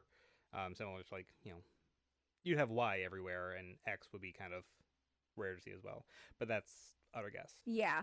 Also, Etta and the people of nowhere call the Ozarks the Black Mountains. So I'm not super familiar with the Ozarks, It could so just I'm be not. Ozarks. If that's what you're going for, that would make sense as well. Yeah. And that's more or less how it's spelled. Anyways, so. But if we recall, the Unnamed also had a run-in with the missionaries. It would appear that the Mormon future is female. They are being led by Mother Alma. Alma is incredibly pregnant. She tells Etta that she dreamed of her arrival. Etta introduces herself as Etta. She asks if she can leave. She's told that she's not being held there, but that she is not, very clearly still not in the greatest of health. She has broken and bruised ribs. She had a traumatic head injury. So basically, like, you can leave, but we really don't think that this is the best for you to leave. Let's see. She's not in the best health. Alma tells Etta that she was born free and she will live free, before telling her that every sister is made in the image of the Heavenly Mother. Therefore, Etta is God herself. Alma tells Etta that they are happy to give her a new pack. Her pack was completely shredded, but they'll give her everything she needs if she wants to leave. But Alma promises that if Etta stays, she will have more blessings. Etta explores. She finds out that there are currently a dozen babies, and there are 229 people with 78 women and girls. They tell Etta that no one has died in childbirth since they received the prophet Alma. Basically, the women she's talking to are like, some of our mothers died in childbirth, but nobody of our generation has. So they're like fully thriving. Later, Alma goes into labor. She has 3 girls. She very happily announces that she hasn't had triplets since she was 20. Etta asks how many babies Alma has. And with these 3, she has had 13 in total.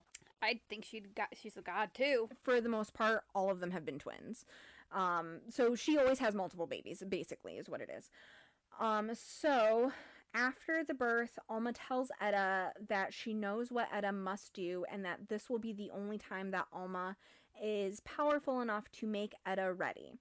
She tells Etta that she has been prepared by her mothers and that Etta is ready for the terrible battle to commence. Alma tells Etta that she must now teach her mothers and lead them. Alma places her hand on Etta's leg. Etta feels a burst of pain in her calf before all the tension in her muscles is fully released and dissipated. The next morning, Etta wakes up. She has 0 leg cramps, and she will not have another, like, muscle spasm again. Is Alma actually magical? Right. Like, for real, though, is she actually magical in this book? Because damn. Don't know that we ever get a clear answer, but clearly there's, like, something's going on, right? So, yeah, we don't necessarily know one way or another. Etta... Okay, let's see. So, the next morning, Etta is taken to Alma. Alma asks how she's feeling before telling Etta that she must lead their mish into battle. Etta asks what battle Alma's talking about. Alma says that it isn't for her to know, it's only for her to deliver the calling. Once the mish party has been assembled, they get on an elevator, which is lifted, like, man-powered, so, like, 2 men are up at the top pulling people up. But they get on the elevator, they are raised up to the surface. Etta comes to learn that the mish has been having run-ins with the lion, and they are here to rescue some women that have been taken. The mish take Eddie to their armory, and they are fully fucking packing heat. It is also an underground armory. Neither the city nor the armory have any traces once you are on the surface, so, like, you would never even know that it's there. And then, let's see, they take him to the armory. Eddie very much has heart eyes once they get down into the armory and he sees everything. He then shows them his gun, the unnamed gun, and asks if they have bullets, and they pack him up with, like, dozens of boxes. Basically, they have more bullets for that gun than Eddie could ever even possibly need. The fellas all take a nap. They wake up near dark. The mish send out their 2 youngest scouts with the goal of finding where the paws are and where they have been centralized. The other 2 scouts are to find where the women are located. Love this. Armed with info, the mish come up with a plan. They decide that they're going to essentially infiltrate through the windows and they're just gonna fucking shoot up everybody. Basically, they're like, we know that the women are going to be chained, so they're not going to be able to get up and move. And normally when we start shooting, people tend to duck. So basically go in and light up the place, because chances are very minimal that we're going to hit any of the women, as long as we're, like, firing basically, like, level where people are standing, because the women probably can't stand anyways. So at this point, Eddie shows them that he has a paw, and he says, I can go get them to open the door, and I can let you guys in. Basically, like, we don't necessarily have to just, like, jump in through the windows and start shooting. Like, there's maybe a better way for us to get through this. Everyone very much side-eyes him.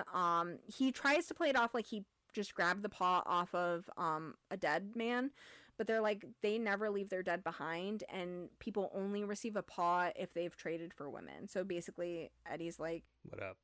Eddie's like, it was a baby that I was taking back to her mother. Basically, that's the gist of it. But they're all just kind of like, all right, we'll go with your plan. That's a good plan, but, like, also, we're hella side-eyeing you right now. So basically, the mission goes off flawlessly. Eddie makes his way in. He opens the back door. Within seconds, they have, like, just fully mutilated the men. Like, they've shot so many bullets that they're in pieces, basically. So they find 8 women. They take them back to Alman. While there, Alma hails Etta as a hero, naming one of her daughters after Etta.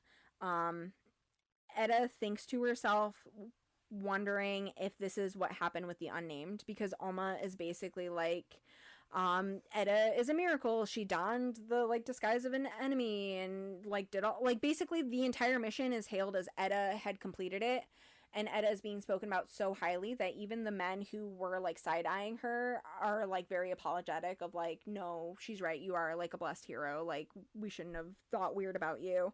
And Etta is basically like, none of this is true. I'm just a person who just did a thing and it happened to work. So she's, like, starting to be like, is this, like, what happened with the unnamed? Like, did we all just, like, idealize her into something that she wasn't? Which, yeah, babe. So let's see. Okay. Eddie decides that he's going to hit the road. He thinks to himself that he doesn't know if Etta or Eddie is the ghost, but regardless, both of them are going to go back to nowhere. From there, Eddie intends to return to SDL because even a lion will die if Eddie shoots it enough. So Eddie decides that once he returns to nowhere, he's going to tell his mother who he is, like his true name, and he's going to live as Eddie. And his plan is basically to ask him and Alice and Flora to live with him. He's like, we can maybe set up our own type of hive type of thing. So he's very much like, I am Eddie. This is who I've always been. This is who I'm meant to be. I'm going to go home and I'm going to basically live authentically. As he's approaching, though, he can smell that something's wrong even before he can see nowhere. As he crests the hill and approaches the gates, he sees that the gates are fully open and that there is ashes blowing in the wind. Eddie frantically searches for the entrance to their hidden escape tunnels because they did have a tunnel system to get out of nowhere. Mole people. Exactly. Searching amongst the burning buildings, he is able to find the entrance. He does find survivors. They tell him that the Lion's men came, that they took all the women and children. They fully emptied out Alice's stash. They fully took everything in her garden, and that the men very immediately knew what they were looking for and they knew where it was.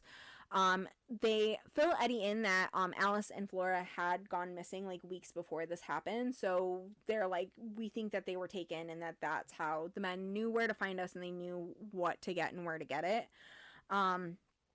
Basically most of the men were killed, very few survived. So Eddie wonders to himself if this would have ever even happened had he brought Flora home. Like, had I not brought her home, her and Alice couldn't have fucked off to the lion. Like, we wouldn't have been found type of thing. Like, is this my fault because Flora allowed this to happen basically just by her actions? So let's see. Okay. Eddie coaxes the survivors out of the tunnels, taking them to Omen, with the plan of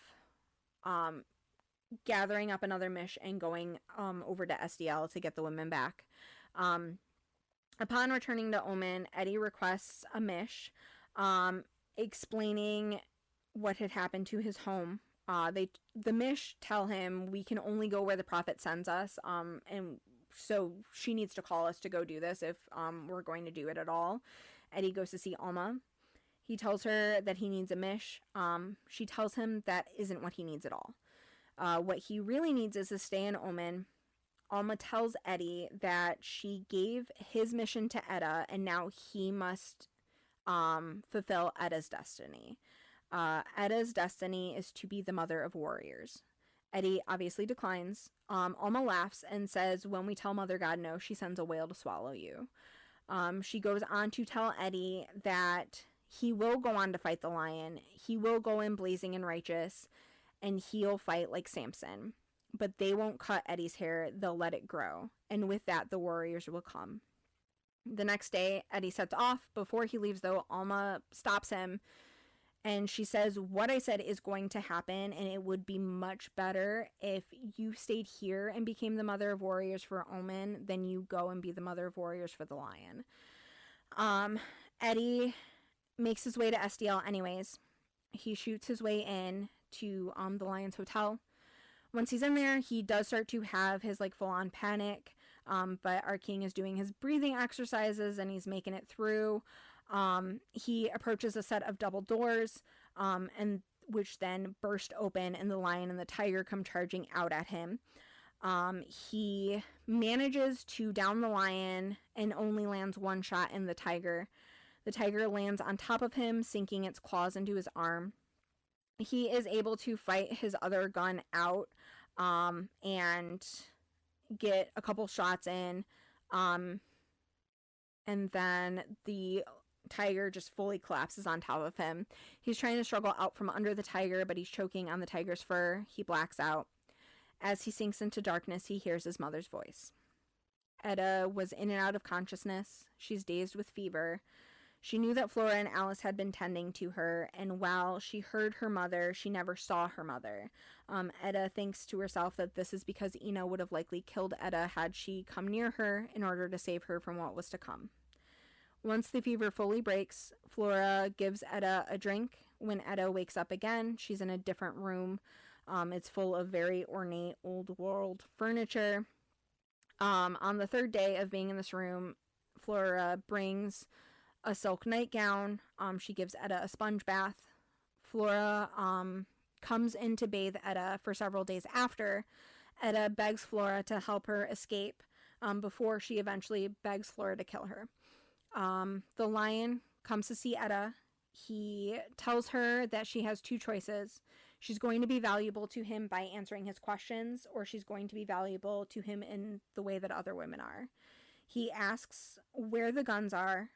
Basically, like, you have all of these beautiful old world guns and you have all of these like perfect old world bullets. I need you to tell me where you got them. Let's see. Etta, very love her. She says, I give birth to guns and I bleed bullets. My destiny is to kill men like you. Etta spends a lot of time outside of her body. Eddie sits with her. He tells her that they're not going to die, that they're too useful to kill. Etta tells Eddie that she doesn't want to die. Eddie wants to leave, so they decide that that's what they're going to do. I need to pause real quick. So, in this in and out, is it because they're fighting infection? Or is it because they are brutalizing them in between? At this point, Etta's being brutalized. Okay. Prior to that, prior to being moved to this room, she was just recovering from the infection. Once she was strong enough, she was basically moved into his private chambers. And so that is, she's having a lot of out-of-body experiences, probably because I'm sure she is being drugged to some extent with the opium, and also just because she's not going through very good things. So let's see. And this is why I let you tell me books, because I'm already so uncomfortable. I know. Okay, so... Right. When Flora comes to clean Etta and tend to her wounds, Etta notices that Flora is very aggressively making eye contact and like searching her eyes. Eddie tells Etta that Flora can see what they've been planning. Etta says that she hopes so. She wants Flora to be ready when the time comes. 2 nights later, the time comes. Etta is able to slide her bony wrist out of her restraints. Etta silently grabs a gun. She tucks it under the sheets and presses the barrel to the base of the lion's spine. She pulls the trigger, and the gun is empty. The lion very calmly says, "Your breathing always changes when you wake up." So he wasn't asleep. He knew that she was awake, and he knew that she was up to something. She then fumbles herself out of bed. The lion just gets up, circles the bed, stands over Etta. He's crushing her into the ground, leaning on her chest. She can't breathe. He tells her that she's wasting his time and she's no longer an amusing waste of time. He tells her that she can answer his question and go sleep in the harem, or he'll let her take her last breath now. Etta thinks to herself that he smells like a predator. Flora once asked her if she wanted to be the hunter or the hunted. Etta wants neither. She wants to be something else entirely. Etta asks to see the map. Etta thinks to herself that she might be able to come up with a plan if she's sent to the harem. She can strategize with the others. As she's leaning over the map, ready to show him how to get to Amen, Eddie tells her not to. He says there's too many girls and women in Amen, and that they need to die before that they let this happen to all of those ladies. But then Etta feels something under her left hand. She's trying to figure out what it is. Once she realizes what it is, her voice is growing stronger as she's talking to the lion. Eddie is readying himself to strike. Pointing with their right hand, they slowly raise their left hand. The lion reaches out to point to where there's a bullet marked on the map, basically like, oh, is this a bullet? Is this where it is? Eddie picks up the arrowhead and thrusts it into the lion's armpit. The lion stumbles backward. Eddie shoves him back and runs for the gun. The lion is struggling to get the arrowhead out of his body. Etta is fishing around the floor trying to find stray bullets. The lion makes his way to the door before slipping in his own blood. Etta finds the bullets. Eddie loads the gun. Eddie stands. Etta takes aim. Eddie fires. The bullet takes the lion's nose before carving a path through the center of his face. Etta reloads the gun, and she runs. Naked and covered in blood, Eddie makes his way to the harem, effortlessly shoots the guard in the throat. There are about 30 women inside. Ina covers Etta with a robe as Etta takes aim at Flora. She fires just as Ina grabs her elbow and moves her hand, making the shot miss. She then tells Etta that they need Flora. The women make their way to the armory. They load up with guns. Etta finds the unnamed gun.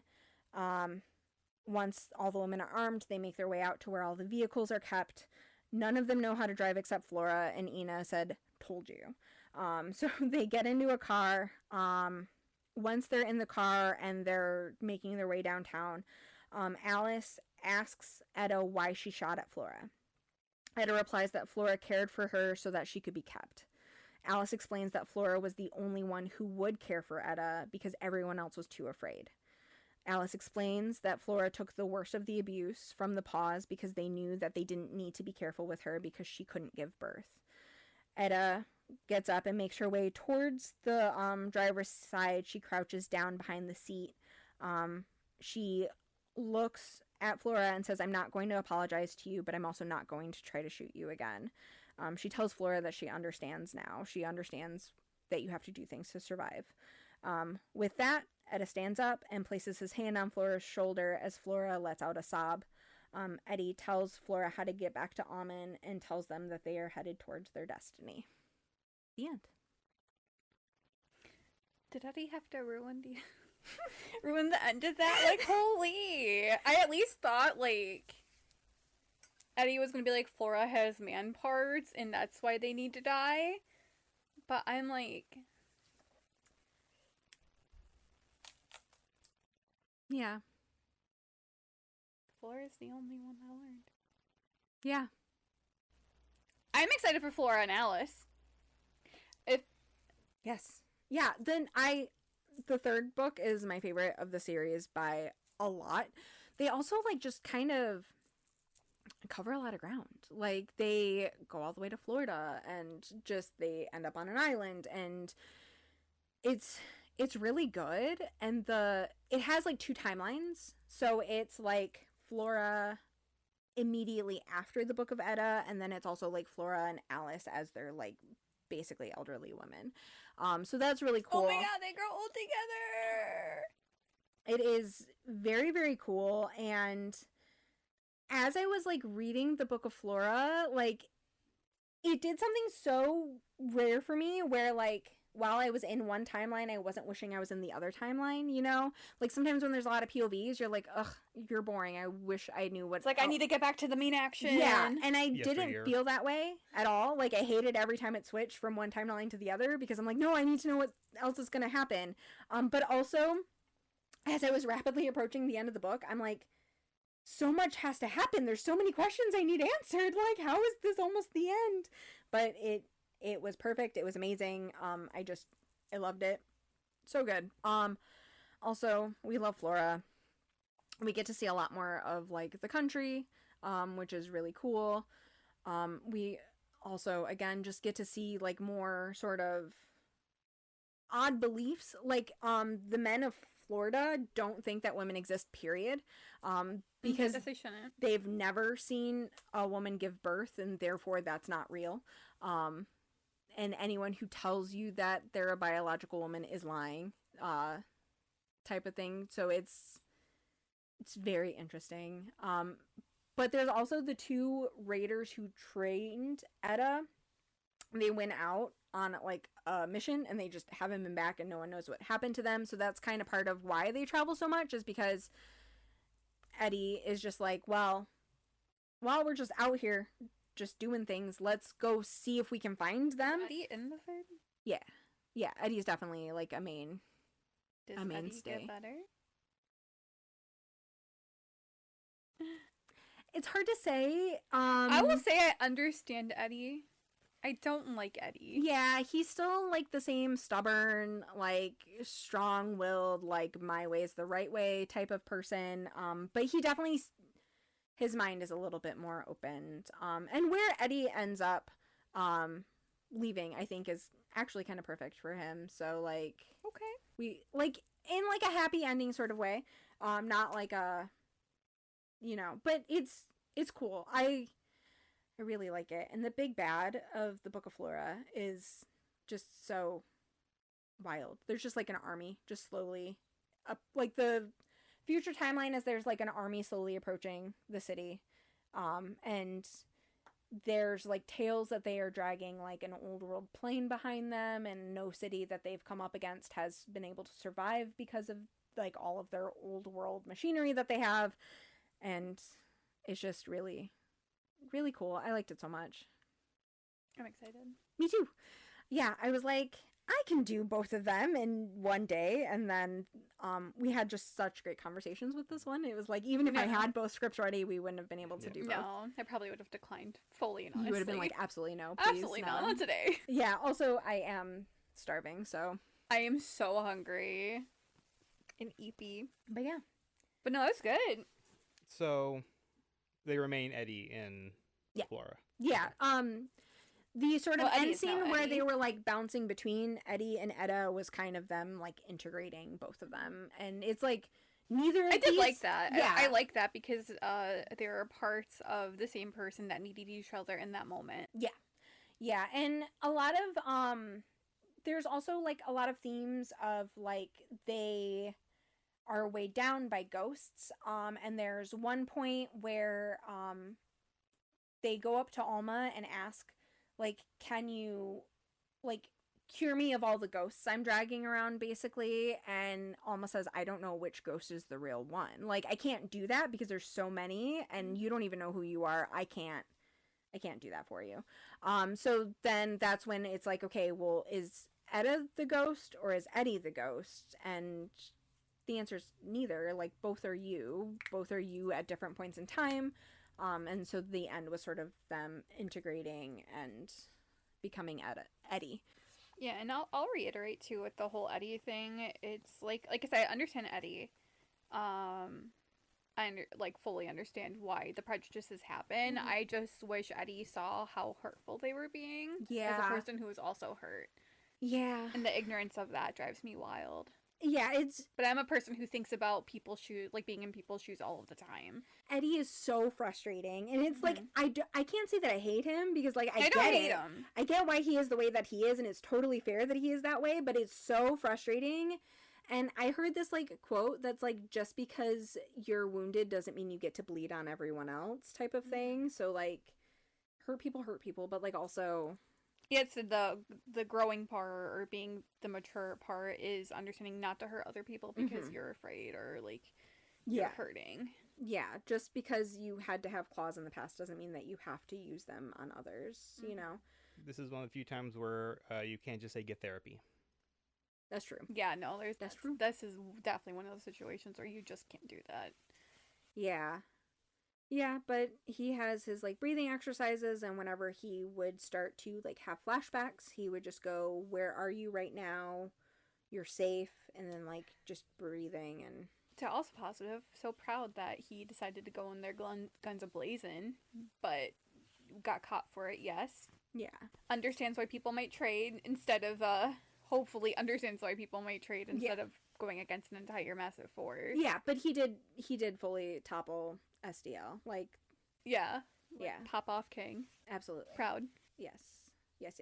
There's also like when Etta is like in and out of consciousness through the fever, she begins to smell a tiger, and then the lion comes in with a tiger, and he's like, you didn't really think I just had one, did you? And so while she's like recovering from her like infection, he just keeps bringing the tiger in just to like stare at her with his tiger. And then at the end, they kill the man who like is caring for the rest of the big cats, and then someone's like, "We should set them free," and Etta's like, "Let them starve," and then they just Fair, leave. though. Yeah, absolutely. Yeah, no. They're like still wild animals. That doesn't mean they're gonna go roam. It is like a Shiva situation where the original lion of SDL was a zookeeper. And then he just kept breeding the cats that he had. So, like, obviously they're hella inbred. Yeah. But, you know. But also, Shiva would never. Good kitty. We love her. Yeah, especially, like, at the end, it was described, or no, it was told almost like, they're going through, I would say DID Yeah. because just the two personalities, the two Integrating. yes. I'm more familiar with that, like you know, as a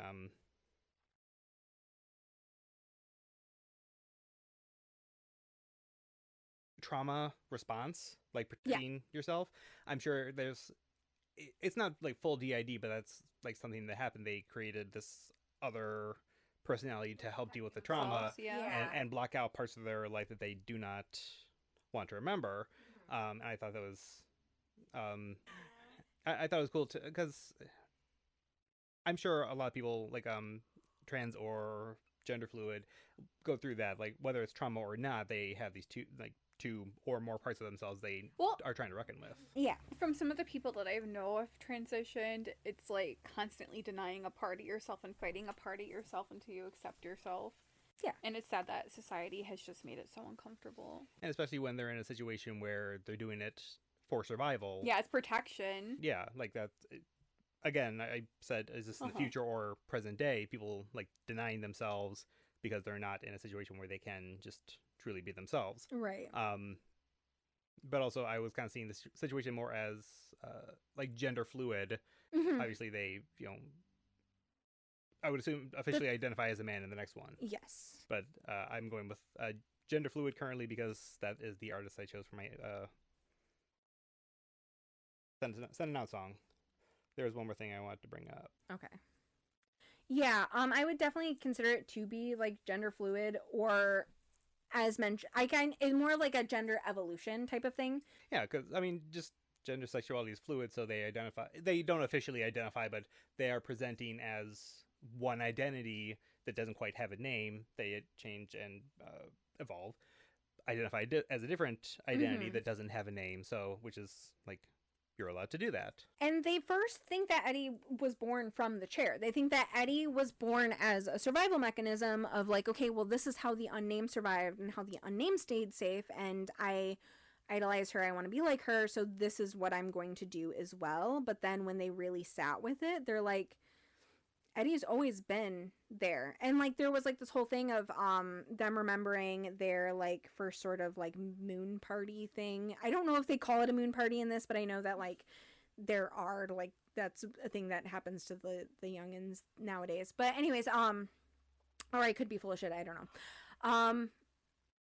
But they just remember being really uncomfortable with that whole thing, because once you essentially get your first blood, you're taken to the House of Mothers. They like feed you like lots of red foods, and they all tell you stories from like their first time or like them becoming mothers. So it's like a very communal, like women supporting women type thing. And then they give you shrooms. I kind of love that, because I'm gonna be honest, when I got my period for the first time growing up, it was very much like, I'm sorry. And I'm sorry this is happening. Well, so I also didn't even realize, the first time I got a period, I didn't realize that was what it was, just because also PCOS girly, it wasn't the way that you would normally. So like I was having my period for like multiple years until I had like my first major one like freshman year of high school, and that one fucking took me out. It was crazy. But yeah. I remember I was like 10 or 11 when I got my first one. Yeah, I know I was in middle school. I think I might have gotten it 6th grade or between like 6th and 7th grade. God, oh, sorry, tangent.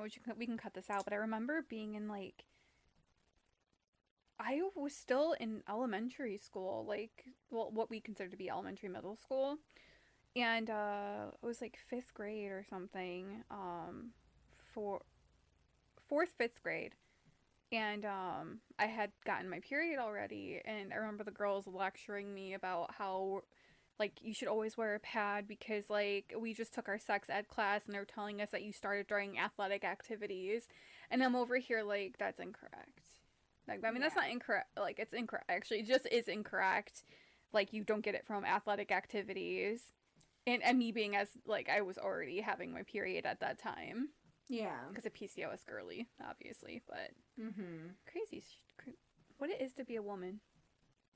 Ain't great, tell you that. I mean, it is. But, like... Oh, yeah. I would not want to change just me the for rage. a minute, yeah. Just inherent internal rage that you just constantly feel all the time. Especially when you're a girl's girl. Mm-hmm. What's up, Nick? What you got going on over there? Oh, I was trying to find out what the city Omen used to be, and I couldn't find, like, a direct... So it is pronounced Amen? Like Amen? Like A-M-E-N? Yeah. It's like O-M-M-U-N. But yeah, it's like the prayer type of Amen.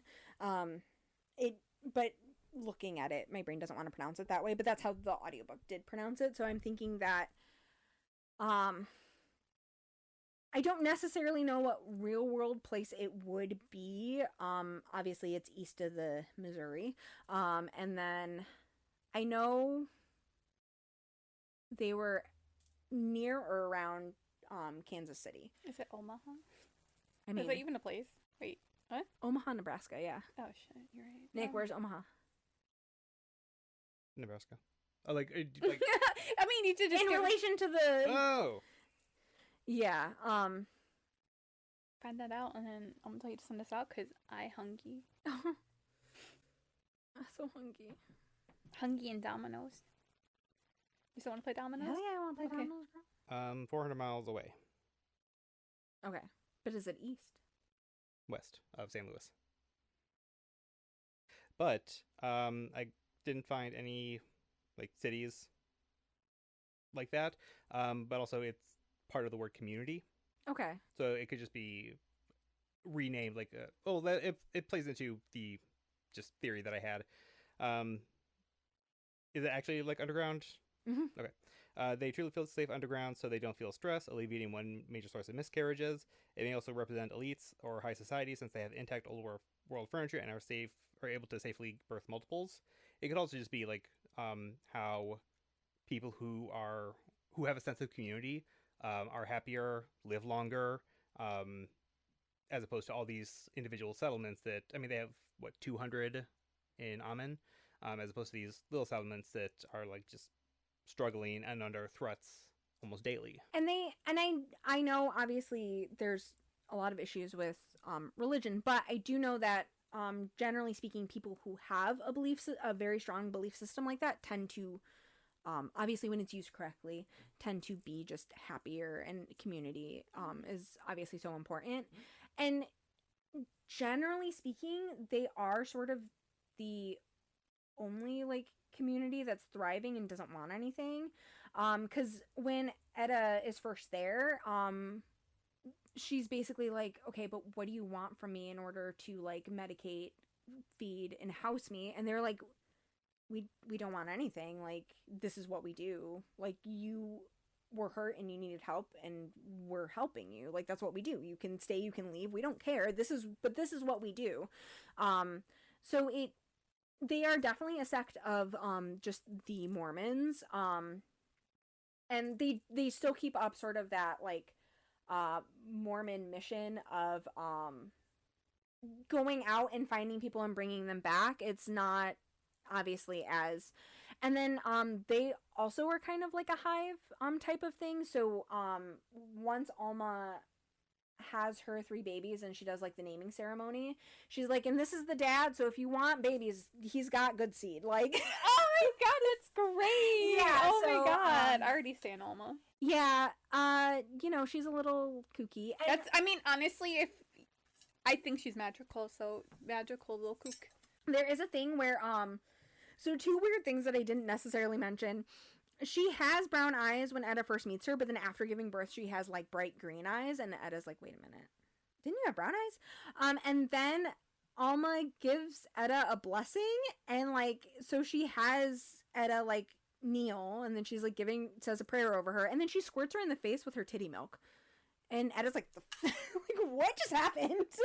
Okay, That's hilarious. Oh my god. Okay, now I have a new theory.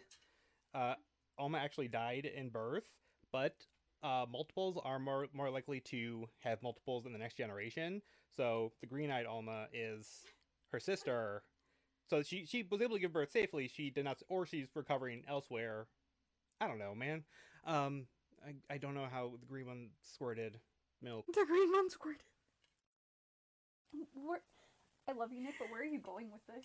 He doesn't know. I'm trying to come. This is, besides like the virus, which is not out of the realm of possibility. This is very grounded in reality. And then something kind of magical happening is very strange. So I'm just trying to Justify it. Play skeptic, try to bring some kind of logic to the conversation. I think I've said before that I am kind of an idiot. No, he's not an idiot. I'm saying I'm not learned. I'm not learned in the science field. So I just, what I know of pop culture and basic science is what I'm like coming up with. Yeah. Like I just know random stuff. Yeah. So Same. Yeah, I'm trying to come up with some kind of not solution. Explanation. Answer, reasoning, having not read the book, having... Can you imagine that, though, if there's just 2 of them just lurking around? Yeah. I mean, they both could have had children taking turns. Yeah. Right, yeah, but... being what are they called? Like, wet nurses? Yeah. Yeah, so, you know. Yeah. But, let's see. Okay, so...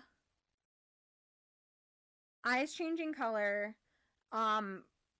being able to, like, actually prophesize, right? Because... She's right. She Both was like, sides, yeah. Yeah, but then also she called Eddie Eddie before Eddie even told her that she was Eddie. So oh shit. Yeah, so when magic. Eddie goes over to Alma to say like, "Hey, I need another mish. We gotta go do a thing." She without ever says, "I gave Etta your mission. I need Eddie to fulfill Etta's mission, like Etta's destiny." And then she's like, or they're like, I didn't ever tell you. And then there were also instances where Alma responded to something that Etta thought. Okay, yeah, she's magical. I'd be terrified. I got no other explanation. I was just trying to come up with some kind of theory. Plus, when but that's just a theory.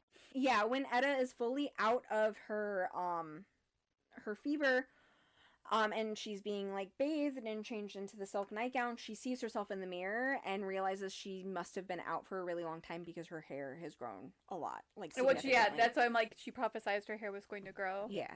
Become a warrior. Yeah. So, yeah, I don't know that we really get an answer as to what is happening. We do, obviously, that's where they're going right now, is Amen, and they are going to be there, before our trio decides that they're gonna leave. But yeah, so we will see more of that, but I don't think that we ever get an answer as to what the fuck is going on with that. Just a little spooky woo-woo moment, I guess. But yeah. All right, Nick, send us out. Yeah, that was the end of my theories and yapping and rambling. All right. Again, gender fluid musical artist. Love that.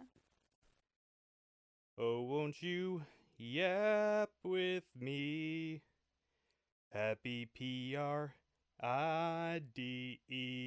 Yeah.